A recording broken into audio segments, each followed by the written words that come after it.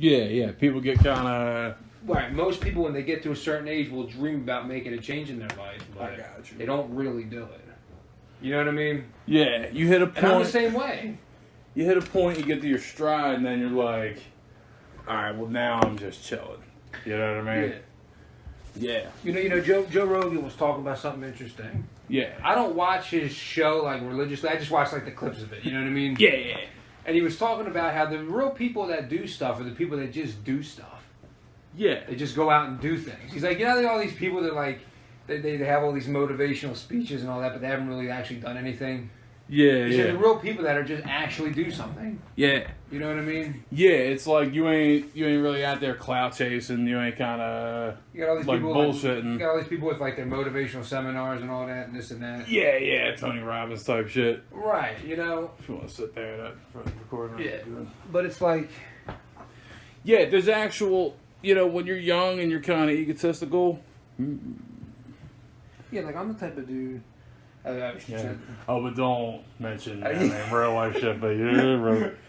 Nah, so like, I'm the same way there, Sean. I got all these ideas and things and plans, and do I do any of it? No. Yeah. You know what I mean? Yeah, I think that's a man thing. I think men. Yeah. I think we all think, how could we run the world better than how it's being run now? You know what I mean? I think that's a thing that you just. Guys are like that. We just have a lot of time to think, you know? Right. Too much thinking is like there was, I forget this guy's name, but he was like a guy. Yeah. And he said like all these guys that just think all the time, they just think and think and think, they get nowhere. Armchair philosophers. You know what I mean? Yeah. You gotta actually, like Joe said, you gotta actually get out and do something. Yeah. Even if it's something goofy, you got to do something. Yeah, it's low level shit, right? It's like when I started chopping wood out back. Yeah, it's a very simple thing, right? It's just it's very stupid. It's like, all right, well, you just got to get out of the way. But just taking on just any kind of project and just doing it, and like it ain't just about getting the thing done and kind of, you know what I mean, just helping out, you know what I mean, around the spot. But it's growth in some way. Yeah, right. And then you're thinking while you're doing it, like, how can I do this better? You know what I'm saying? Like my buddy was like, I use like a 4-pound axe to chop wood. My buddy was like, he's a fireman. He's like, I got a 20-pound axe. Did he give it to you? Nah. But he's like, yo, go get a bigger one. Right, like get a bigger axe. You'll be breaking these motherfuckers up easily. Right. Yeah, and it's just we talking about. Yeah. Right, okay, right. Grips, you know, yeah. But yeah. So it was like, it's cool to just do that. It's cool to like get into like different projects. It's cool to be right outside of your comfort zone, you know? Mm-hmm. Like, I'm going to take up geotagging or whatever. So, you know what I mean? Just to be like, I never did it. Let me try it for 5 minutes. Right. And let me kind of get a taste of things that are not in my skill set or wheelhouse, you know? Right. And if you never pursue it, I feel like you at least you get a taste of it and you start, you know what I mean? But I'll tell you, it's very hard. It's when a human being becomes ingrained with the way they are. Yeah. It's very, very hard to break that. Few people can actually do it. Few people can actually make a conscious decision one day. You know what? I'm doing something different right now. Yeah. And do it. You know what I mean? Yeah. I think there's a few things at play though. I think a lot of people who normally would be predisposed to kind of doing that. Right. The environment around you, like you become a cog in a clock, right? Right. And the second you remove yourself from that clock, the whole thing falls apart. True. So when you're, when people are used to relying on you, they're used to seeing you do a certain thing, and then, you know what I mean? And then when rabbits howl, all of a sudden, everyone's like, oh, what the fuck? Like that guy's acting different. You know what I mean? That guy's on some whole other shit. And I know that from my own personal thing, like when I quit pursuing like the career I was on for my 20s and said, you know what, I'm going to try to be a writer, I'm going to get into little projects. I noticed everybody around me was like, I don't know, he's out to fight. He's out to the fucking reserve. He's done. Man. And it's the real ones that realize like, oh, that's cool, man. Try try to do that. Try to get into that. You know what I mean? Like you and me talk about that shit all the time. And you're like, fuck yeah, man. Try to Yeah, go for it. try to break out of the fucking matrix. You know what I mean? Especially if you kind of could. Like another, like for instance, me and you, we do have an advantage in the fact that we don't have any kids. Yeah. You know what I mean? So the fact that we don't have any kids, you know, that's a big advantage to just do something. That's true. Because I'm just a regular guy, man. I just wake up and, you know, go to work, clock in, clock out. Yeah. You know what I mean? That is. I'm not. I think about these things, but I'm not making these big changes in my life that I probably should be. You know what I mean? Yeah. Okay. Yeah, with me, yeah, that's one thing I look at it. Like, I purposely throughout my life, I've stayed lightweight as far as that shit. You know what I mean? I've been like, dude, I don't want kids. I don't really need a wife. You know what I mean? My rent's always been low. I've always been in a broke area of town. You know what I mean? Right, absolutely. I've always been like, hey, here's how much I make. I'm gonna keep it as thrifty as possible. Basic as hell. Yeah, just because I'm like, shit, look, man, you know what I mean? Like, the second, you know, a good friend of mine back when we was teens, he was like, Sean, man, you gotta get yourself a license, you gotta get yourself a car, you know? Mm-hmm. And at the time, I was used to commuting everywhere on public transportation, and I'm like, dude, well, why do I need that stuff? And he couldn't give me a good explanation, but he said, you want to expand the responsibility you have in your life. Right. And it was funny because at that time I realized, oh, people have a problem, right?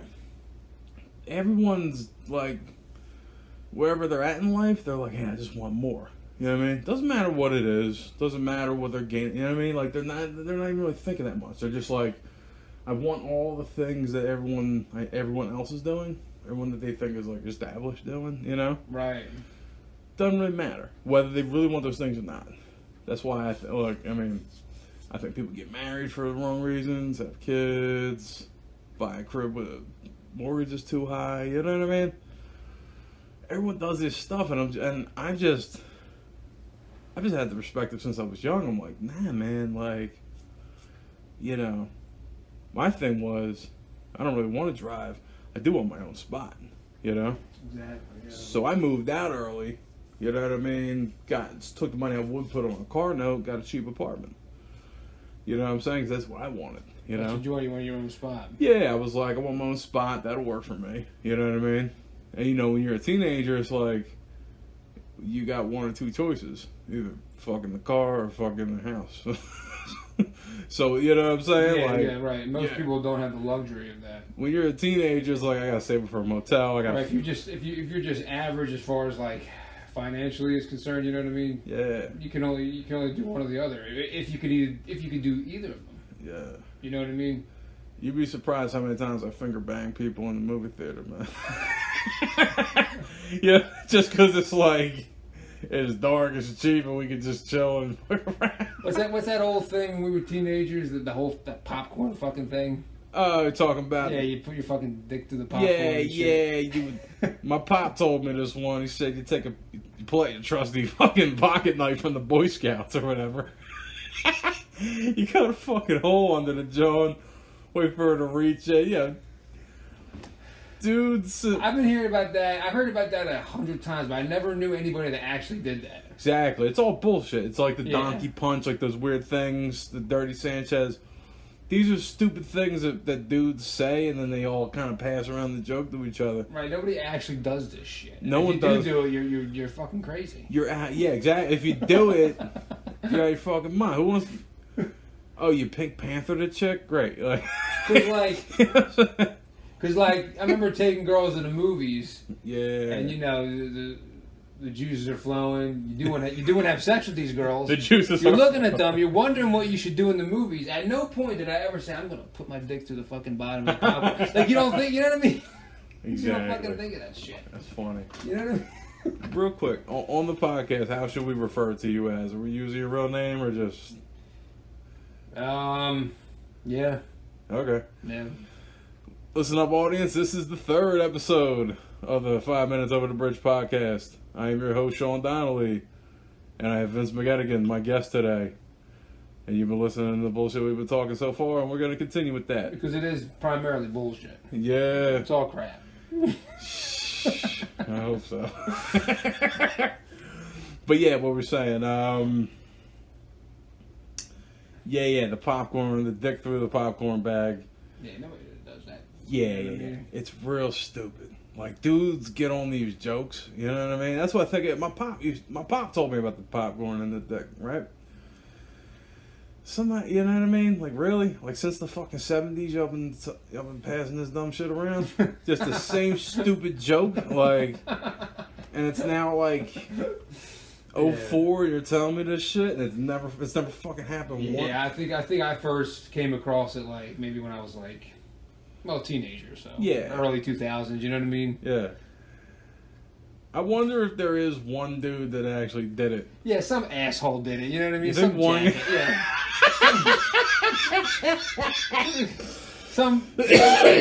Some jackass did it. Like some real goof. You know what I mean? Yeah, man. Who the fuck thinks that? Who's got popcorn in their lap like a box, and they're like, man, I really need my dick touched. What if I, you know what I mean? Just the Right. gears start turning. See, nowadays though, like I go to the movies a lot Yeah, do you? because I love that movie. I love film, Yeah, and I love that film experience. And I still feel to this day yeah. the best way to experience a movie is sitting there in the movie theater. You usually fuck with the John over at Grant. For a long time, I've been going in the Chamonix. The Chamonix was always like my place. I got you. You know what I mean? Yeah, But you know what? I like the theaters that are a little bit on the smaller side. I got you. I like going when there's not a lot of people in there. Yeah, You know what I mean? I think I forget what movie it was, but one time I go by myself a lot. I got you. You know what Yeah, I mean? I wanted to go see Die Another Day, the James Bond film, alone. Well, it was the saddest thing I've ever done. Really? Yeah. But I get that though, where you're like, I'm just gonna go check a fucking movie. Now, typically I'll go with I go with Albert a lot. Yeah. And his girlfriend, you know what I mean? Okay, Whatever. I got you. But a lot of times, I'll just go myself. There's a lot of like dudes don't. I don't think that's weird either, by the way. Yeah, you know what? Dudes You know what don't. I mean? Dudes don't understand this, but there's a lot of dope shit to be done solo. You know, Right. like when you go to bars or clubs, you hang out and shit, right? Dudes all want to go in packs of like 9. You know, Yeah. like And it's like for me, a lot of people like they look at the movie theater experience as like a social experience. yeah. I look at it as a film experience. Oh, you're like an aficionado. Yeah, like I like the movie. I'm into the story. I'm into the way it's written. I'm into the way it's directed. Yeah. You know what I mean? And I like so literally like I go to the movies. I don't go there because I think it's like I want to socialize with the people I'm going with. I want to watch the fucking movie. You actually want to appreciate. You want to sit down and appreciate a fine film. I love movies, man. Like you know what I mean? like the tastemaker that you are. You just sit there and then take it in. There's something about just watching a good movie. I mean, TV shows are great, Yeah. comic books are great, video games are great. I love all of it. I don't really know what my favorite is Yeah. out of all those things, but there is something special about just taking 2.5 hours out of your time and just watching like a really good movie. You know what I mean? Yeah, it is. Yeah. I don't know if movies are my favorite medium. I don't think I have one, but there's something very special about that. Yeah. It's like you sit down and you watch this. The director and the writers, they've crafted this experience for you. Right. And you're actually focused. And like, that's cool having no one around you, too. Because you're focused, you're paying the fuck attention. Everyone else is there to enjoy it. Yeah. Isn't it funny how movie theaters are empty now? Except for when it's a big one. Yeah. Like Endgame or something like that. Yeah, then it's packed. Honestly, yeah. any Marvel movie now is packed. Yeah. You know what I mean? Yeah. Any Fast and Furious movie is packed. Yeah. But a lot of stuff is kind of empty. Yeah, I forget what movie it was, but I literally went there. I was literally the only person in the theater. That only happened one time. I forget what movie it was, but I was like, wow. And I was always waiting for that to happen. That's so funny. And it finally happened. I was like, wow, it's fucking happened. I'm the only person in here, the whole movie. But even when you're not, like there's 4 groups, right? And you're one of them. Yeah, like a lot of times I'll go, especially if it's on the weekday in the morning. Yeah. 10 people. Tops. 7 people. Yeah, exactly. I've been in the movie theaters like that. I went to see. God, what's that fucking Julius? This is embarrassing, but I went to go see Mona Lisa Smile when it came out. And Really? yeah, really. I've seen some embarrassing shit in my teens. I wanted to go see that. They ain't that bad though. Huh? Ain't too bad. You know what I mean? I used to think as a teenager, I had this idea that if I listened to music the girls like, watched girly movies, and read Cosmo, if I did all that shit, I would understand the female psychology, and that would help me pick up girls easier. But see, you and me are the same. Like, we'll literally like, we could literally like something from any genre. Yeah. We could like the girliest movie. Like, remember A Walk to Remember? You're like, Vince, you got to see this movie. Yeah, did I pitch that to you? You did. I saw it. I was like, this is actually kind of good. That's you know what I mean? I read that book because a girl that I liked at the time recommended it to me. Right. And then I was like, oh, okay, that's a solid book. I dig it. It was a little bit of a tearjerker. And yeah, I guess I watched the movie, huh? That's so long ago, I actually forget it. That is long ago. Yeah. I kind of forget it too. All I remember was like the girl, she falls in love with like a jock guy. Yeah. And then she gets like cancer or something like that. Yep. And then the walk to remember, the hook, walk to remember. They actually fall in love with each other and all that. Yeah. And then then would she like die at the altar or some shit? Yeah, I'm pretty. She definitely died at the end, I think. No, I don't think she dies at the altar, but like, no, but she did. She might die. I forget. That was it. I remember liking it at the time, though. That's a real walk through the microwave, huh? Yeah. I tell you, man, few moments can match that. Yeah. In gaming, actually anywhere, in anything. Most. They really played that scene up. Man, talk about determination. Yeah. For anybody that doesn't know what we're talking about Metal Gear Solid 4: Guns of the Patriots. There's a scene where Old Snake, he's like crawling through a microwave to install like a virus to take out the Patriots. You know, what was it JD? Yeah. Take out JD. Yeah. So and like this crazy microwave energy, and he's like crawling through it, and it's like he's so determined. It's a fantastic scene. Yeah. So nowadays, whenever me and Vince talk about like going through a rough day or a rough time, we're like, damn, that's a fucking real crawl through the microwave. Right. Yeah. Yeah. They really did that scene crazy, didn't they? Because he gets blown up along the way. Like his suit's popping off and all that shit. That's my John. Remember, like the little things were like, yeah, that's a fucking mess in the scene when he gets in the room. He's fucking burnt. Right. My man's on, like. Man, yeah. I beat that game maybe, like, say 6 times. Okay. Right, but I haven't played it. It's been like probably like 10 years because it came out June 12th, 2008. Okay. Oh, I remember. I bought the PS3 specifically for that game. Yeah. And it was at the time it was the greatest game I've ever played. And you remember how epic it was, man. You know what I mean? Yeah. And I literally played it I beat it like 4 times that year, and then the next year I beat it like another 2 times. But I haven't played it since then. Wow. I think I should go back. I ended up picking it up just way later. Because you know how all the Metal Gear Solid games are like, they're like $2 in the used rack at GameStop? Yeah, like years later, yeah. Yeah, so I ended up just scooping it up again, like, yeah, I'll fuck with this. I remember when that was in the era where like I played very few games. Right. I played new Final Fantasies, new Metal Gear Solids, and new Assassin's Creeds. Right, like you're very selective with yeah. That's how I am now with gaming. Yeah, I got my shit down there. Yeah, we were talking about that. Yeah, I got my shit down 3 franchises, and when that joint dropped and I heard about it, I don't think I heard about it right away. Later on in my little gaming career, someone would have to tell me something came out. And months later, and I'm like, oh, I'll go get that. Right. I got it. My buddy Bobby had the PS3. I didn't even have a PS3.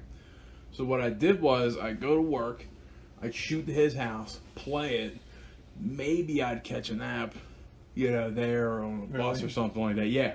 So when a game came out, I would just stay away for days straight until I was beat it. Okay. Yeah. That was my move. I was like, you know what? I love this game. Right. You just kind of focus on it. I don't game the way I used to, so... You mean neither. Yeah. So when it does happen, I get in. I'm not going to play the next Assassin's Creed, I think. I think that's... Yeah, unfortunately, that franchise fell off a while ago for me. Oh, you know what? I never gave you that copy, did I? And I also never dropped that off. Okay. Was on Shellmeyer Street. Yeah. I All had to do that. Okay. Yeah, we'll set it up. Cool. Yeah, we'll set that Yeah, up. I'll grab that. But the one I played the last one, I'm just like, that's. I don't know, like it started out like the first game was amazing. Yeah. And, And then the second game was incredible too, right? And I'm just like, wow, this is like. It's going somewhere. Metal Gear Solid was Metal Gear Solid 4 came out in 2008. Yeah. First Assassin's Creed came out in 2007. Oh yeah. So I remember thinking to myself, like, well, since Metal Gear's kind of winding down, this would be like the new thing. You know what I mean? Because that first Assassin's Creed was fucking awesome.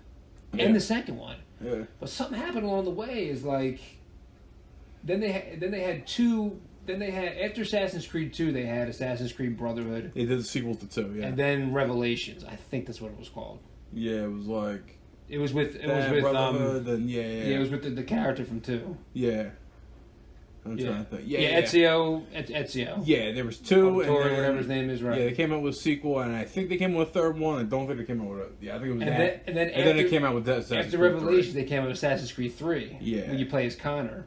Yeah. The Native American, which I actually kind of like that. Yeah. Because you're really cool. You're in the open world. You're like in the woods. It was cool, but it wasn't all like. I don't know, man. And just after that, I said, fuck this series. With all due respect, you know what I mean? Black Flag was pretty good. Right. But yeah. It's a little too repetitive. They come out too quick. It had potential to be, I think, the greatest gaming franchise ever, I think. It had that potential, but it just completely blew it. They quit on the great storyline they were working on. You know? Right. They were... Another thing that I noticed is, and I had this with a lot of different things, is the reveal. When they reveal what's going on, like when the first couple of games, when they just talk about it, it's a big mystery and it's really, really cool. Yeah. It's awesome. But then when they actually reveal the mystery, reveal who's running the show and all that, when they tell the story, then about it just kind of loses it, man. With the it loses precursors and all that shit or whatever they were. Yeah, you know what I mean? Yeah. And Halo did the same thing. In the first couple Halo games, they talked about the Forerunners. And the mystery of the rings and this ancient advanced alien society that did these crazy things. And then when they're actually revealed, like later on in the franchise, like particularly the fourth game, you're just like, really? That's the Forerunners? Yeah. And it ruins the whole mystique to me is ruined. Yeah. You don't want to. It's like the same concept that you don't want to meet your heroes. You know what I mean? Right. You don't want to meet this in the story. You don't want to meet this big part of the lore that's like ancient, and mysterious. Like you don't want it. You want to stay away from it. You know what I mean? Like in every fantasy game, like Warcraft, there's always some old gods or whatever, and then like the raid boss is like you're fighting like an avatar of one of them. You know what I mean? And it's just like that's cool because the full power of whatever is being kept at bay in the world is like not truly revealed. You know? Right. But yeah, once they kind of blow their load.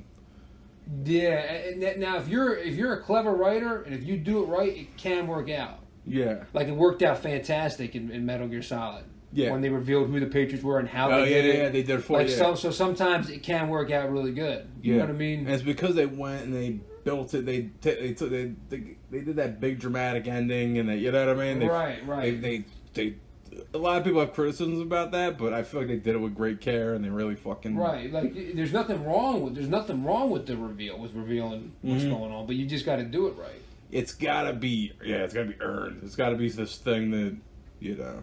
Yeah, you know what I mean. It's you just can't. All right, like another great example is Wolverine from Marvel. Yeah. For like 30 years, the whole gimmick of this guy was you didn't know his past. Okay, yeah. He didn't even know his past. Yeah. But you just had little glimpses of this and that. You knew he had spent time in Japan. You knew he was in this war, that war, but you didn't know nothing. Yeah. And you didn't really know who he was exactly. And then in 2003, they came out with a comic where they literally showed you like his entire origin. Okay, yeah. And the story was good, but it's just like, you know, it's better when it was cooler not knowing. It was cooler when he had a mysterious past. Yeah. You know what I mean? Origins was a good story, though. Don't get me wrong, but like, it's cool when you just have like little things. Like he'll meet a person that knew him from like 100 years ago. Yeah. And he didn't know who that person was. He'll be like, "Been a long time, Logan." You know what I mean? Yeah. But he didn't know who that guy was. You know what I mean? If you're going to reveal a whole guy's past, right, you got to do it in the last movie.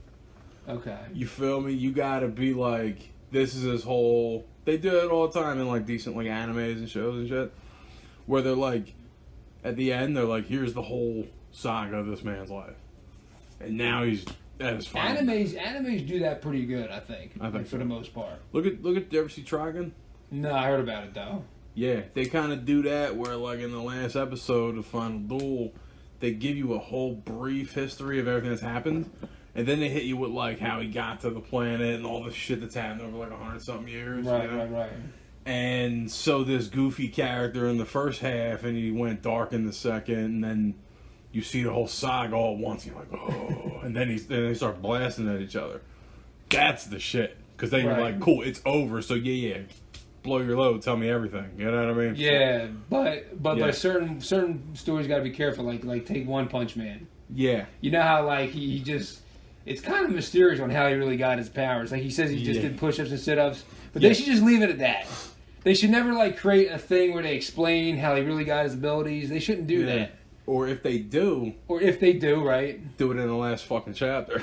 Right, and do it good, too. Yeah. You know what I mean? Exactly. Like... 100 push-ups? Yeah. 100 sit-ups? run a few kilometers. Turn off the AC in the heat. I tell you, man, for anybody that has not seen One Punch Man, you gotta check it out, man. It's the funniest, show, the funniest animated show ever, man. It's just unbelievable. Every morning I go to the fruit bowl and I think a banana in the morning is fine. Look, a banana is fine. You know Banana's fine. One Punch Man. I guess that's what this is going to turn into, is us just being like, you need to watch this and that and third. No, but yeah, you check that out. Like, even if you're not an anime fan, like, yeah, man. That's the cool thing about me and you, show. We're fans of everything, man. Yeah, nothing's outside of our wheelhouse. We like, we'll dig American comics, Japanese comics. We love anime. We love regular stuff, video games. Whatever's good. If it's good, it's good, right? Yeah. We're not like those kind of people who be like, well, I don't like that because it's that. I know people who are in the Marvel and they won't fuck with anime, and I'm like, that's just anime. That's just American anime. Right. Or people that are in the Marvel, and because they like Marvel so much, they don't want to fuck with DC. Yeah. Or if you're or if you're some of these weird people with video games now, if you love one system, you gotta trash the other system. It's all bullshit, man. It's all fucking games. It's all systems. Just play the good games you like. That's true. Oh yeah. By the way, we don't have to address the audience. Oh yeah. Yeah. We can just, you know what I'm saying? No, it's interesting, but it's like, fuck the audience. Yeah. Yo, if you're listening to this, fuck you. I can't believe you're actually doing this. Turn this off right now. Actually, that's we go back to gaming for a minute. That's the problem I have with gaming. It's like, that system shit blows my mind. I'm always gonna play. I've been playing games for 30 years. Yeah, I'm always gonna play games because I love and respect the art of video games, the craftsmanship of what it takes to make a video games. I love that stuff. Yeah, but I absolutely cannot stand the video game industry. Yeah. It's so weird. They lie, and the companies lie. They do weird stuff, and the fans, they bicker. I don't even plug myself in any of that crap. Yeah. If I see a game, I'm going to play it and enjoy it. I don't give a fuck about what anybody says or thinks about anything. I don't want to see trailers. I don't want to hear everybody talking about it. I don't want to see speculation on the blogs. Yeah. You know what I mean? Like, I'm selective too, man. I like play the few things that I like. Yeah. My thing with the whole system thing, it's like, I mean, they just do that to kind of well, we got better exclusives, and your company lies to you all the time. Like, get out of here. Yeah, I just you know what I mean? I just don't get it. I've always been a PlayStation guy. You know, I just never got around the Xbox, and now I got an Xbox, and I'm just like, all right, I got them all. I got that. I got a PC. It's just whatever I need to play the game. You know what I mean? With whoever. You know what I'm saying? It's not a. Yeah. Yeah, it's not like this. Just me and you, we don't plug into the crap. Yeah. You know what I mean? I don't care what system it is, but I do got to admit, my favorite system of all time was the Dreamcast. That was a tight little system. Dreamcast, man. It's to me, I think it's the best system ever. Yo, it had the best. To me, it had the best port of Marvel vs. Capcom 2. It did have some good ports. It had a great Resident Evil 2 port. Oh yeah, then they had a Code Veronica port. Fantastic Soul Reaver port from the PlayStation. A lot of good stuff. So they had GTA 2 on that bitch, and that was pretty solid. I liked GTA, and then when I saw it on like for how low resolution the graphics were, like how low quality it was back then. I mean, the shit was that system was great. Didn't have too many titles, you know, but what it had was great, you know. Yeah, I swear when the PS3 came out, though, when we were talking about Assassin's Creed, I swear when that came out, I mean, I actually beat it in a day at my buddy's house. And which one? The Assassin's Creed 1. Okay, for what you played it for PS3? Yep. Okay, I played it for the 360 at the time. I gotcha. Right. Oh yeah, that was the first when those two systems came out. They started doing that. Whatever, like. Yeah, the Assassin's Creed has never been an exclusive title. Yeah, no, I mean in general, I just started noticing like, oh, the same game is on both systems. Right. I don't think PS2 or an Xbox. Oh, let me think about this for a second. I think not really. Yeah.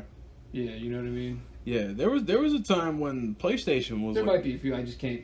None come to mind. Yeah, to me there was a time when PlayStation was like the asshole system.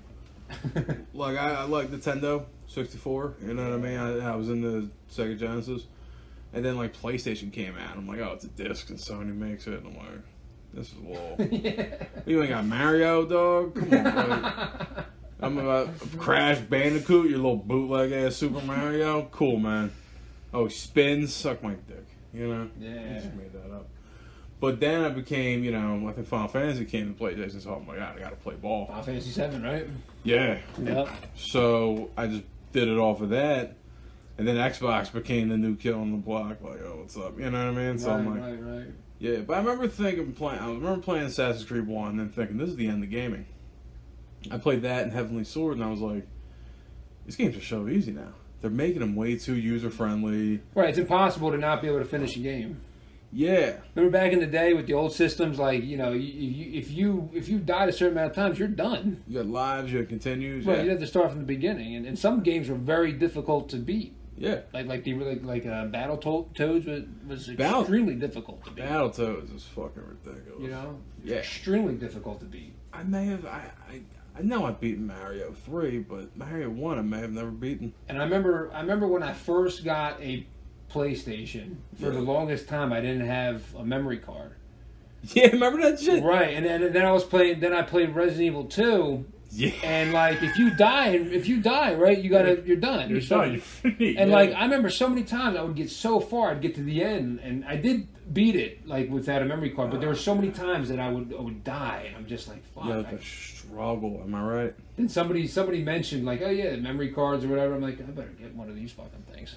You know what I mean? I remember playing Final Fantasy 7 without a memory card from the rip. And just being like... Dude, that's like impossible. Yeah, I remember being like, oh, I gotta buy I'm like, oh, I gotta buy a fucking memory card. Right. And then I do, and then I fucking... You know the whole thing where you save too deep, and then you can't beat the boss ahead of you, and you don't really know a way back, and you're like, man, I'm fucked. Yeah. Oh, dude, who? Yeah, exactly. Like you said, it's impossible to beat a game now. Or to not beat a game. Yeah, I mean, yeah, exactly, yeah. Yeah, but no, like I remember even back in 2001 when like the first Halo came out. You know, there's no way you can't beat that game. Yeah. When you die, you just, you know what I mean? A game that saves automatically and this and that. There used to be these games for Nintendo where like you're a little shitty guy, you're running down, you know what I mean, like a side scroller, and like a hawk could just swoop in, kill you enough times, and it's you're starting from board one, my guy. You know, like whatever it was, like one thing could jam you up. That's the end of your day. Remember Kid Chameleon for Sega Genesis? Yeah, I remember that. Was a hell of a game. It had like over 100 levels, and you could be all these different characters. You grab the mask or whatever. You could change into different like avatars. Yeah, that game was actually amazing. I was so young when I played that I just vaguely remember it, but that was how it was. That was the kind of.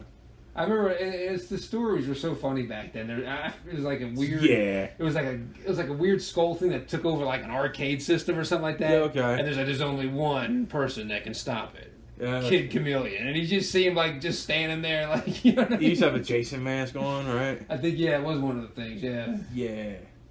Kid Chameleon. Dude, any storyline for the '90s is fucking bonkers.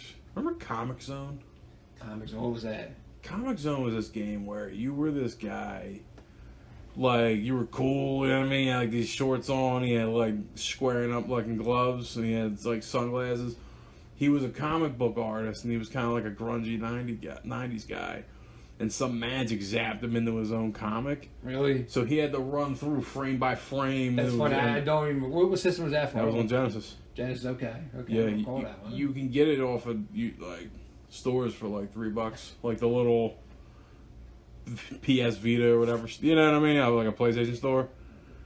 Yeah, it was kind of dope for a time. I enjoyed it. Let me tell you something, man. If you could, these new games are great, but man, if you can give me 100 just classic games. Like for like the Genesis, the Super Nintendo. Yeah. I'm good, man. You know what I mean? You know what bummed me out is when I figured out about emulators. Remember that shit? Emulators, yeah. I always got like a virus from them, or I think I would anyway. Yeah. I probably got viruses from other things. Yeah. You know. I went to a I know, brother. I've been some early days of my piracy. No, I was thinking of other. Yeah. That, you know what I mean? Those things are hand in hand. You know. Comcast hit you with a letter like you downloaded porn. Like, yo, chill the fuck out. Now porn is like a joke on the internet. You can just watch whatever you want whenever you want. I don't watch it anymore. It really is. But I remember when I was younger, like watching it, and it would be like these 10-second clips. You remember that? Yeah. It would take forever to load like a 10-second clip, and for me, at my young teenage mind, that was like the world. I remember waiting for pictures of Lara Croft from Tomb Raider, like naked, and the picture would, I'm like 10 by the way at this point, just for context, and the picture would slowly like scroll down the screen, and it would take like 4 minutes, and I'd see it, I'm like, oh. I know. That was that dial-up too. Dial-up. 56K. I remember first Spider-Man movie, Tobey Maguire, came out in 2002. Oh, yeah. And before it came out, I was downloading the trailer. And I remember it took like an hour to download it, or maybe even more than that. And it was just, I watched that trailer probably like 100 times. That's wild. Because it's the first, like... Yeah, it's the first taste you get. It's the first, like, Spider-Man movie. You know what I mean? It was crazy. And that's the bummer when I finally got my hands on emulators. I was at a computer show, and they were selling a disc for $5. And this disc was... There was, like, 500 games on it for Super Nintendo. It was an SNES emulator. And then I realized, you can download this all for free. They were just making it convenient for me. Right. And but I remember looking at the entire vast collection of all these games and being like, damn. But because I had all the games now, they weren't interesting. Right? It was interesting when I had the system on the floor in front of me, and I had this set of cartridges. You know what I mean? I'm like, what's this? And I pop it in. You know what I mean? There was something tactile about having you're it. the one that first told me about the emulators. Yeah. I was like, really? You can do that? Yeah. You know what I mean? It was great having all the games, but I never sat down and played any one of them. Because it's too many. Because I had 500 fucking games. So I'm just like, I'm playing Mega Man X for 5 minutes, and I'm like, fuck this, I got something else. And I just switch something out. And you know what I mean? It's just like this. Like, if you're in jail and you got like 5 books, you're gonna read those 5 books to save. You know what I mean? Right. Like, too much content is bad, and this is like with Netflix. Yeah. Netflix has all this content, and what I do is I go on Netflix, I search for like 10 minutes. I wound up watching nothing. Yeah. Because there's so much crap. Yeah, it's like walking through the library of Alexandria. Right. You're just like, look at this vast collection of knowledge and shit. You know? And you're like, how the fuck do I watch? Yeah, like I swear to God, I do this all the time with Netflix. I go on it, I look around, and I like literally get off in 10 minutes because there's just too much time, what to watch. Yeah, like to do that, you would have to turn on Netflix and just whatever's in the upper left corner, click on that. Yeah. And then a week later, all right, I'll watch another series. I'll watch another. You know what I mean? Like, it's just a huge archive of like. Yeah, and like, for all we know, these could be really good quality stuff. I think. But maybe a lot of it's just kind of average. I don't know. You know what's cool is that there's people now that like kind of let you know what's good. You know what I mean?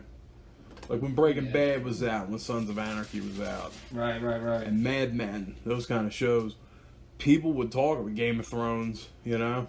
People would tell you, hey, that shit's worth watching.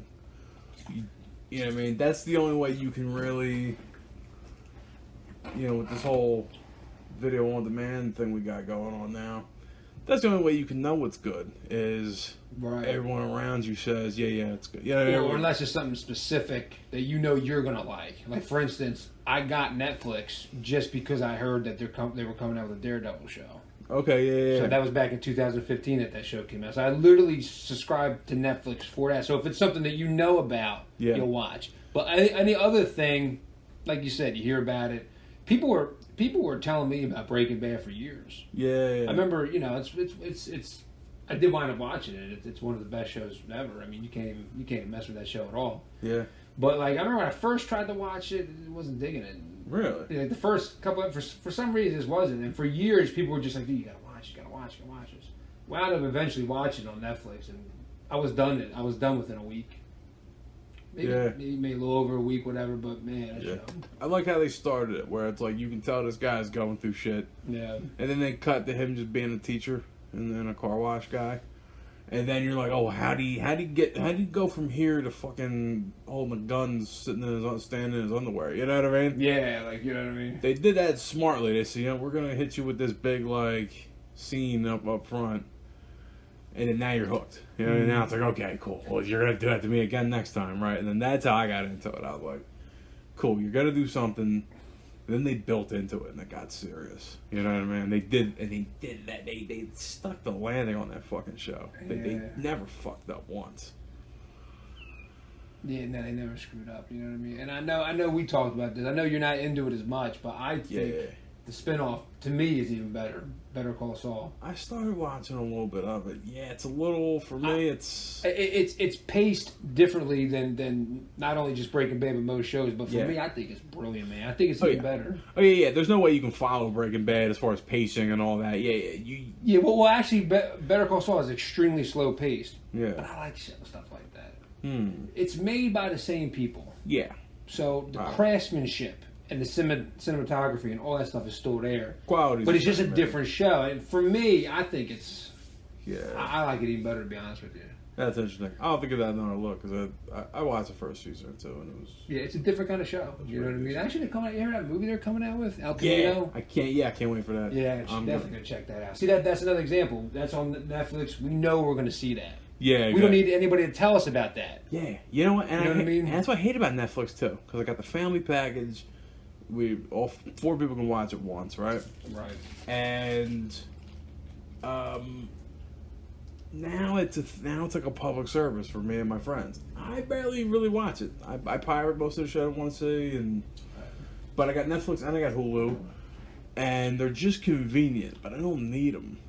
But then I'm hooked in because if I shut everything off, everyone's gonna hit me up like, "Yo, what's up?" And I'm like, yeah. You know what I mean? So it's like kind of worth it to just leave on at this point, you know? Companies know how to hook you. Like I signed up for Disney Plus. Did you? Because they're going to be coming out with all these like Marvel shows that are based on the MCU universe. Yeah. With the same actors, and there's going to be some Disney shows. I mean, not Disney, Star Wars shows coming out. Oh yeah. And so I'm just like I'm going to get this thing. You know what I mean? That's cool. So companies know how to get you. You know what I mean? You know what?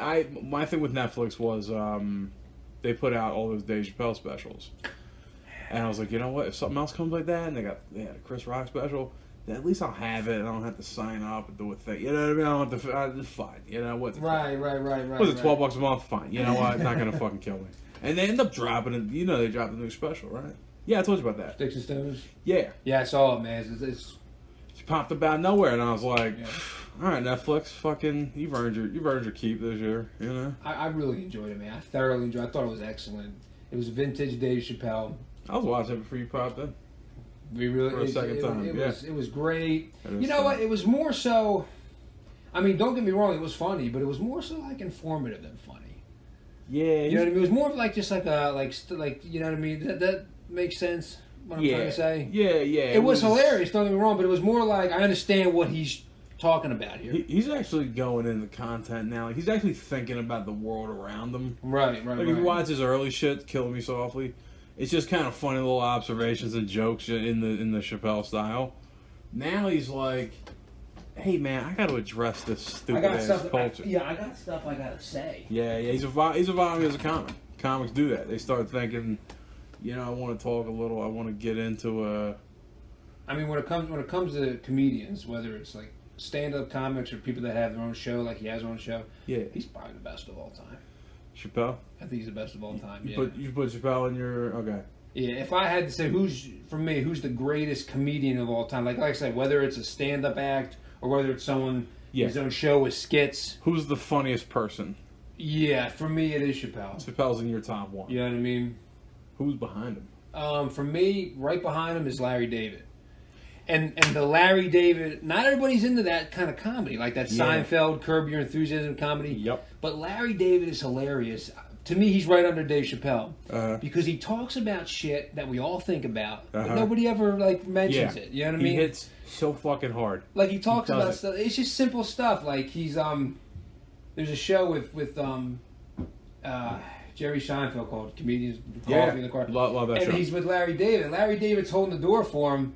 And he's like, "Come on, Jerry, you're almost at the point where I can't hold the door for you. Like there's like a distance." Oh yeah. You're walking Wawa, you're holding the door for somebody, and there's someone behind you. Like, should I hold the door for them or not? Yeah. See, only Larry David would like mention that. Yeah. You know what I do when I'm in that situation? Right. I actually open the door. There's social situations. Yeah. My move. Right. But he does go over that shit. He does. He covers the social aspects of things. Yeah. Here's how I deal with the holding the door thing. Just as a quick aside. I open the door, I just kind of hold it open with my foot, and I just chill out. I just relax and rest. And they make a little, whatever the other person does, no matter how far they are, they'll start to jog a little, or they'll give me a signal like, nah, you're good. And I'm just like, come on, brother. Come on, sister. Just go. And I just stand there and just relax for a while. I just become a doorman for 20 seconds. Right. That's a stretch, you know what I mean? Just chill out. So that way, you know what I mean? There is that weird little thing. I ignore that. But sometimes if someone's kind of behind you, you don't even hold the door. You just go right in. You know, because I do that too. Wait a minute. If they're like a far enough distance, I'll just go. I'm not gonna. You know what I mean? It depends. If it's a cute girl, I don't care. Yeah, see, female will change everything. She could be 4 blocks down, and I'll just we're holding the door, man. I'll just she could still be in her house. Yeah, exactly. She could be putting her shoes on. And I'm like, all right, I'm 5 blocks away from the Wawa. I'll wait for her. But yeah. But if you're close enough behind me, I open the door. Boom! I bang the handle. I just boop, just keep it open for you. Very efficient. But Larry David's my guy. Yeah, he's my second, right below Larry David for me. Okay. And then I want you to tell me your top 3. Okay. Right below, and I'm not necessarily. I'm talking about them, but I'm also talking about the style of comedy. I gotcha. Like it's the Chappelle style, Chappelle in his style, Larry David in his style. Right below Larry David, I got Sacha Baron Cohen. Fascinating. The Borat stuff, the Bruno stuff, but my favorite character of him is Ali G. I gotcha. Ali G. But Borat's great too. So that's my top 3. What's your what do you think your top 3 is? That's a tough one, man. Like the stuff that really makes you laugh and just think about shit. Yeah. Bill Burr is definitely on that list. Yeah. Is it more like a top 3 in any order, really? Just kind of. I'm trying to think. I will rank them. I'll rank them. I'll throw some names out. I got Bill Burr, Chris D'Elia. Joe Rogan's made his way up there. Joe Rogan's good, yeah. Joe Rogan in the early this millennium, he was okay. His last couple specials, his last couple hours have hit pretty hard, and I'm like, haven't seen him. Okay, yeah, they're on Netflix. Right. They're right in my fucking wheelhouse. The guy, you're talking about, to me, a guy who was just on Fear. You know what I mean? Just a decent. It's just a guy working in show business. Right. And a guy who gained the respect of his peers and. You know what I'm saying? Kind of moved up in that world. And he's still improving. And he's still doing better. And he's reached the point where I'm like, oh, you've actually, Yeah, well, he's a pretty smart guy. He thinks. He is. He's a smart guy. He's a hustler. He just knows to do shit. Yeah. He's got no... That's true. He's got no limits. Right. He's what we would call a complete man. Yeah. I've been thinking about that shit a lot. That old... Yeah, well, the whole concept of that was you think... and act. You think and then act. Yeah. That's the whole concept of the complete man. Yeah. What that actually means. Like from a philosophical standpoint. You don't just think. Yeah. You also think, plan, and then act. Yeah. That's what it means to be a human being. You become an NPC. Right. You just... You don't think about just yourself and what you're doing. You're like X, Y, and Z. You taking information in. Can I still hear this? What's that? Can I still hear from that distance? Yeah, you should be good. Oh, yeah. I did a sound test a while ago. Yeah. Oh yeah, This is the bane of my existence right here. Yeah, no, I got you, bro. Did you see me at work, dude? Yeah. I'm constantly like pacing, constantly getting Yeah. up and down. You know what I mean? That's rough. But anyway, yeah, the complete man. Yeah. To be a human being, it means to think, to plan, to act. There's more to it. There's more than that, but you know. I think it's wild because we're talking about Che Guevara. That Che Guevara. I mean, I don't really know what to think about him as a person. Because if you ask like one set of people, they have one opinion on him, and you ask another complete. Like some people think he was a great person, other people think he was like a monster. Yeah, I think it was like but yeah. I mean, I don't know what to think about it because I haven't really read about that aspect of him, but just what he was, just the what idea he was able to do, just the idea, like an Alexander the Great kind of guy. or I hate to say this, Adolf Hitler was. Yeah, that's good. Adolf Hitler was a terrible human being. And yeah. But like what he was able to do, if you could take all that and do it positively, it's amazing. Yeah. Apparently Hitler, before he was famous, he would just go into bars and just rile shit up. He would just have everybody following him and behind him and agreeing with him. Yeah, that's an amazing ability to do that. That is, that's something that I'm very interested in now is like the charisma of people, you know? Right, but see, we're altruistic people. We're good people, so we want to take that charisma and do it for good stuff. Yeah. You know what I mean? Yeah, You know what I mean? We want to do positive things. Charisma scares me not because like I think I'll ever be like intellectually captured by another person, right? But like it just looking at this, I don't think, you know what I mean? It's just my personality type that I'm invulnerable to shit like that. Yeah. But then I see other people like that. You know what I mean? Like I see people just especially in politics right now, just people ravenous about their candidate or one side or the other. And I'm just like, Jesus, like is that what most people are? Because are they just these guys that just follow and they're just like, it's weird, isn't it? Yeah. In my view of the world, everybody's an independent thinker. You know what I mean? Everyone takes in information and kind of runs it through their own little filter and picks it apart and says, hey, you know what I mean? Like, look my guy's Bernie Sanders. Like, if I had to pick a president right now, right? Right. And even that, I listen to Bernie Sanders and I'm like, all right, man, here's where you're fucking up. You know what I mean? Here's the point. Yeah, Bernie, like, no matter how good or bad he may be, like, can he really combat Trump? I think I think like if he's head to head with him, you know what I mean? I'll tell you this: I definitely want to see him and Trump have a debate. You know what I mean? Like Tulsi Gabbard is the new Bernie. You know what I mean? Bernie's. I liked her, man. Yeah. Even though I'm more conservative. Yeah. She's got the right. I liked her. What she was saying was really interesting to me. Yeah, she's got the right mix of everything. Like she's in the army. She's serving in the armed services right now. She's kind of complete in a lot of ways. Yeah. She's just killing shit. I'll tell you, I think I'm a complete man, as silly as that is. Yeah, I'd agree. I'd say you are. I think you are. What about you? Where would you put yourself? Definitely incomplete. You know what I mean? I am definitely not a complete person, man. That's funny. I fuck up a lot. I think about things. I go nowhere. That's me. You know what I mean? Oh, I fuck up a lot. Yeah, no, it's not really mistakes. It's just that, I don't know. I'm not complete. But I would say you're definitely way more complete than I am, for sure. That's interesting. For sure. You know what I mean? I mean, I come to you and try to ask you for ideas. You know what I mean? That's true. You know what I think being a complete man is just having... I think once you gained enlightenment in life, right? Enlightenment is level 0. You know what I mean? Yeah. Enlightenment is just starting. After that, you actually have to... It's a thing that, it's a mysticism that you chase your entire life, right? Right. And then once you gain it and you realize what it's all about, you realize... You already kind of been there the whole time. Yeah. And you've been chasing something that doesn't exist in a tangible fashion. And then you're just like, what comes along with it is you're like, oh, I have to live my life. What matters now, like after enlightenment, is just, what do I do with the rest of my life? Well, how can I make a big impact? And that, and coming along with that is like, how quickly can I do it until I croak? You know what I mean? Yeah.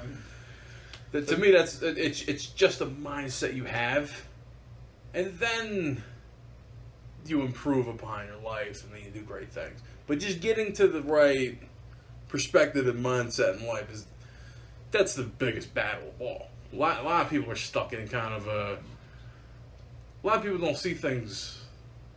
A lot of people can't see things objectively. You know what I mean? Right.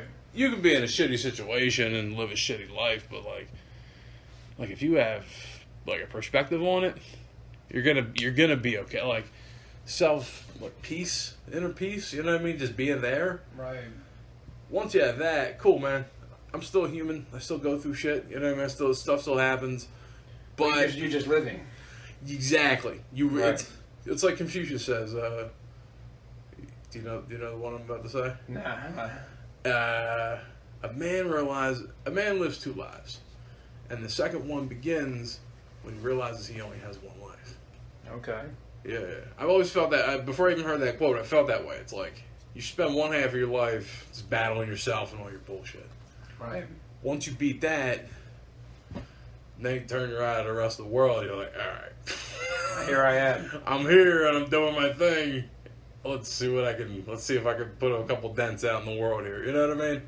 Mm-hmm. But like, it is what you said. Like, how people kind of just get ingrained in themselves. They get ingrained and they realize this is who I am and they start living. But then it's hard to change. But I think the key is being ingrained in yourself, because now you're this true, solid, positive unit. You know what I mean? Like, you're whatever you are, you're undeniable. A lot of things is just time and chance too. You know what I mean? It's just what? Just time and chance with a lot of things. Yeah. Like if you latch onto something and it becomes a success, not necessarily a financial success, but just a success. It's just in that time, in that moment, it was like, okay. Yeah. I hate to say this, but luck.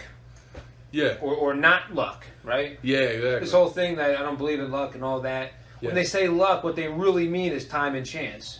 Yeah. It just so happened to be at that time. Yeah. You know? Smart people, they put themselves in a position to get lucky. But for every guy that does get lucky, there's 100 who are still diligently keeping their position ready to be lucky, and they may never see it. You know? I mean, you'll reach some modicum of success with a good outcome, but like, yeah, some people just fucking hit the shit. They're good, you know. But you like Tullis Gabbard though, right? When I was listening to her, I was like, I kind of dig this girl. She was making a lot of sense. Buddy of mine's really into Tulsi Gabbard. Yeah, what did I say? You said Tulsi Gabbard. You said Tullis. I thought we were talking about the new Tool album for a minute. Yeah. Like, what the fuck are we talking about? But I mean, I'm an independent, right? Yeah. I'm not a Republican. I'm not registered for anything. But I'm definitely more conservative. I got you. Like if they said, Vince, you got to be either Republican or Democrat, what are you going to choose? I'm going to choose Republican. Fascinating. But I'm really an independent. I'm just more of a conservative independent. But even so, listening to her, I'm just like, you know what? I kind of dig this girl a little bit. Yeah. But ain't she out of it now, though? Or wasn't she like not in or something? I'll tell you this. Nah, I think she's still in. Unless it happened recently, like today or yesterday. So I read somewhere that she's not going to be at the next debate or something. Oh, okay. Well, there's tons of candidates, so I think there's. You know what they're trying to do, right? What's that? The powers that be are trying to etch her out of there. You know what I mean? Yeah. They're trying to boot her out. You know what I mean? Yeah. Well, it's the same way with. Same thing they did to Bernie last time. You know, I'm telling you, she's the new Bernie. You know what I mean? Yeah, but you know what? Though, to me, she's more normal than Bernie. You know what I mean? Yeah. Like, I don't know. I'll tell you this. I know you're a big Bernie guy. I'm just, I don't know, man. No, he's out of his mind, just like me. You know what I mean? I can't. I don't know. Yeah. No, I'm with you. I think. I'll tell you this. I haven't watched one of the debates. I watched them for the simple fact that my brother and mom were watching them. I was there, just kind of.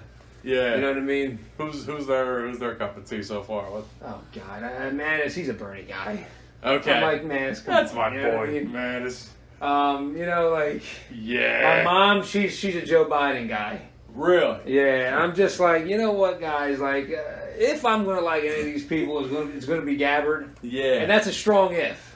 Yeah. You know what I mean? Well, Manis does. You put Gabbard against. But isn't that a Manis thing though to be like a play with Bernie? Yeah, it totally is. Yeah. It's funny. I fuck with Manis. Me and Manis don't hang or talk, but we connect on so many levels. It's so funny. Yeah.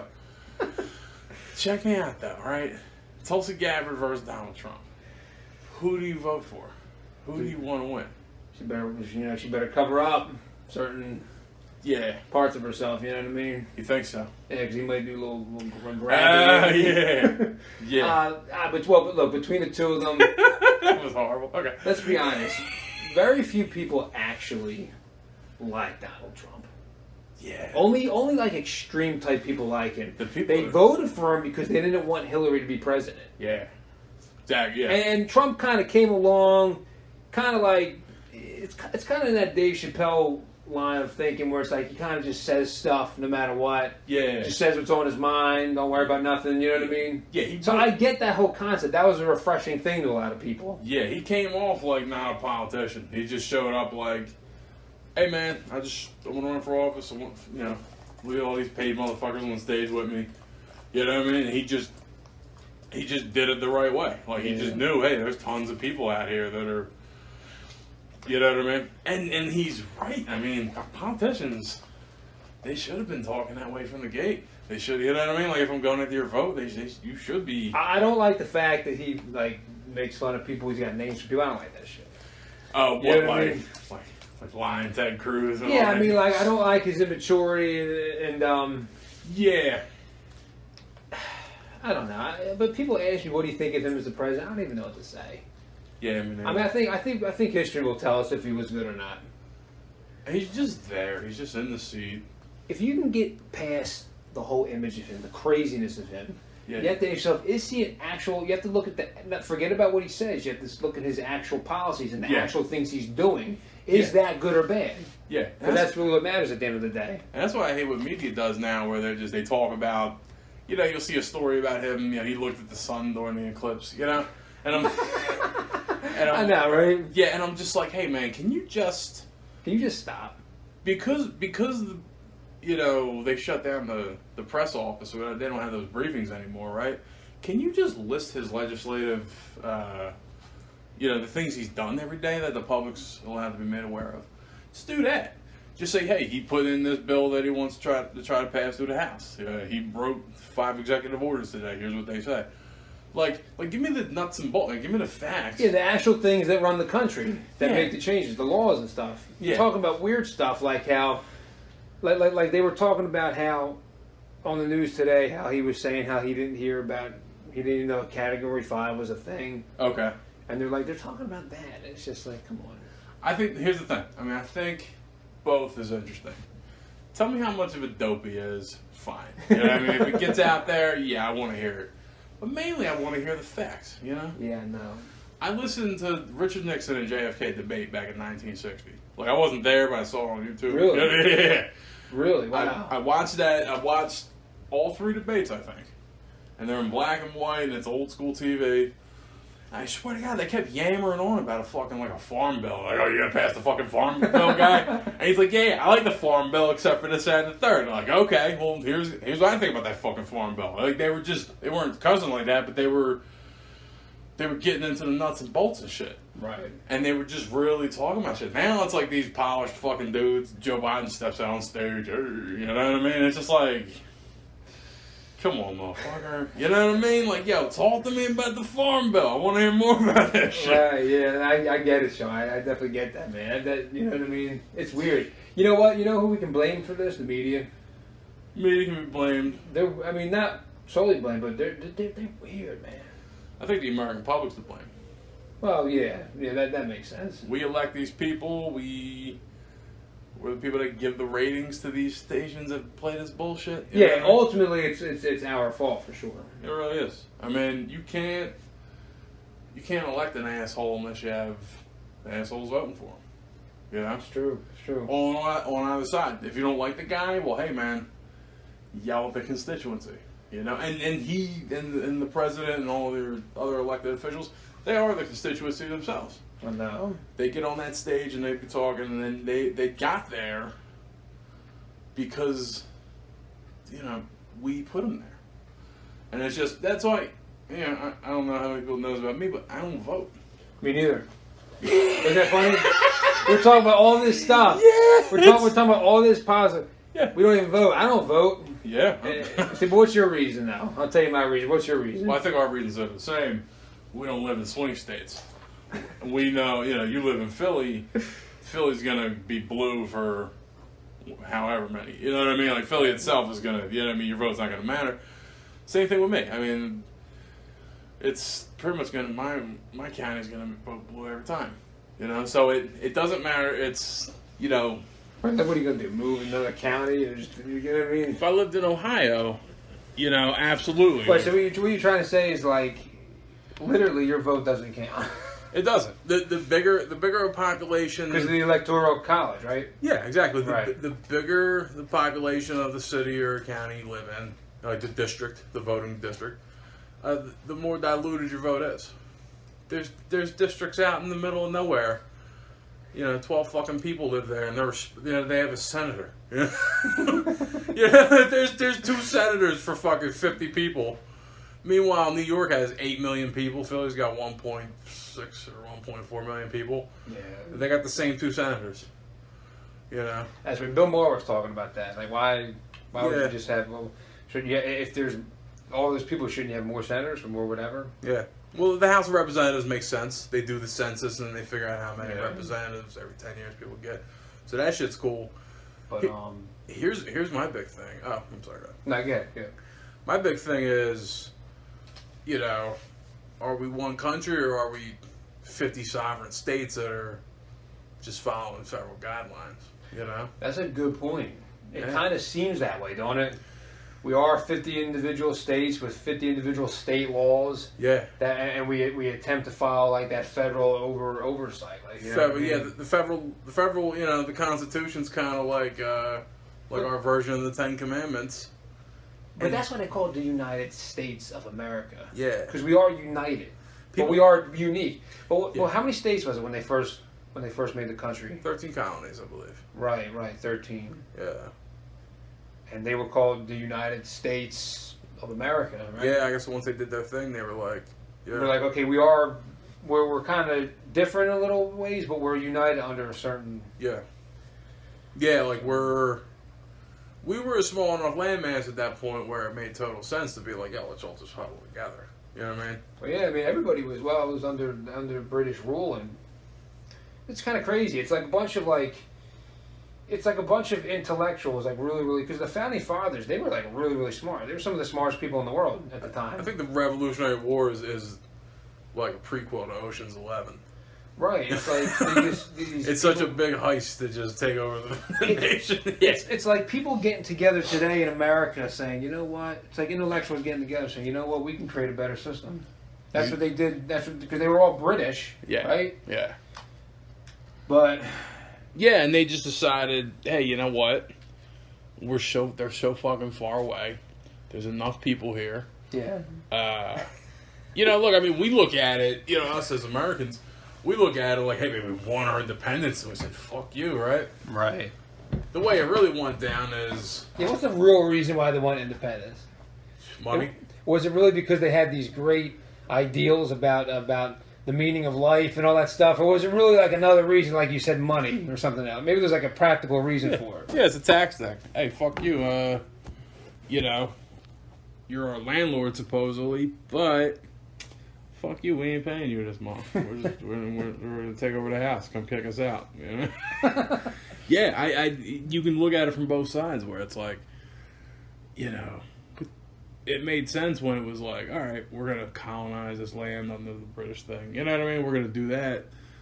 But then after a couple generations, you're like, all right, well, this is our country. You ain't got nothing to do. You just come around and you just tax the block. You know what I mean? You just come around, take your little money, your tariffs or whatever, and you ain't really doing much for us. So we think we can run shit better.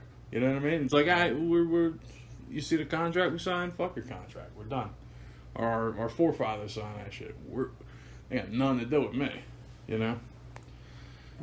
So I think that's interesting, but yeah, we are 50 sovereign states. We're just Europe. Kinda, yeah. Yeah, we're 50 sovereign countries.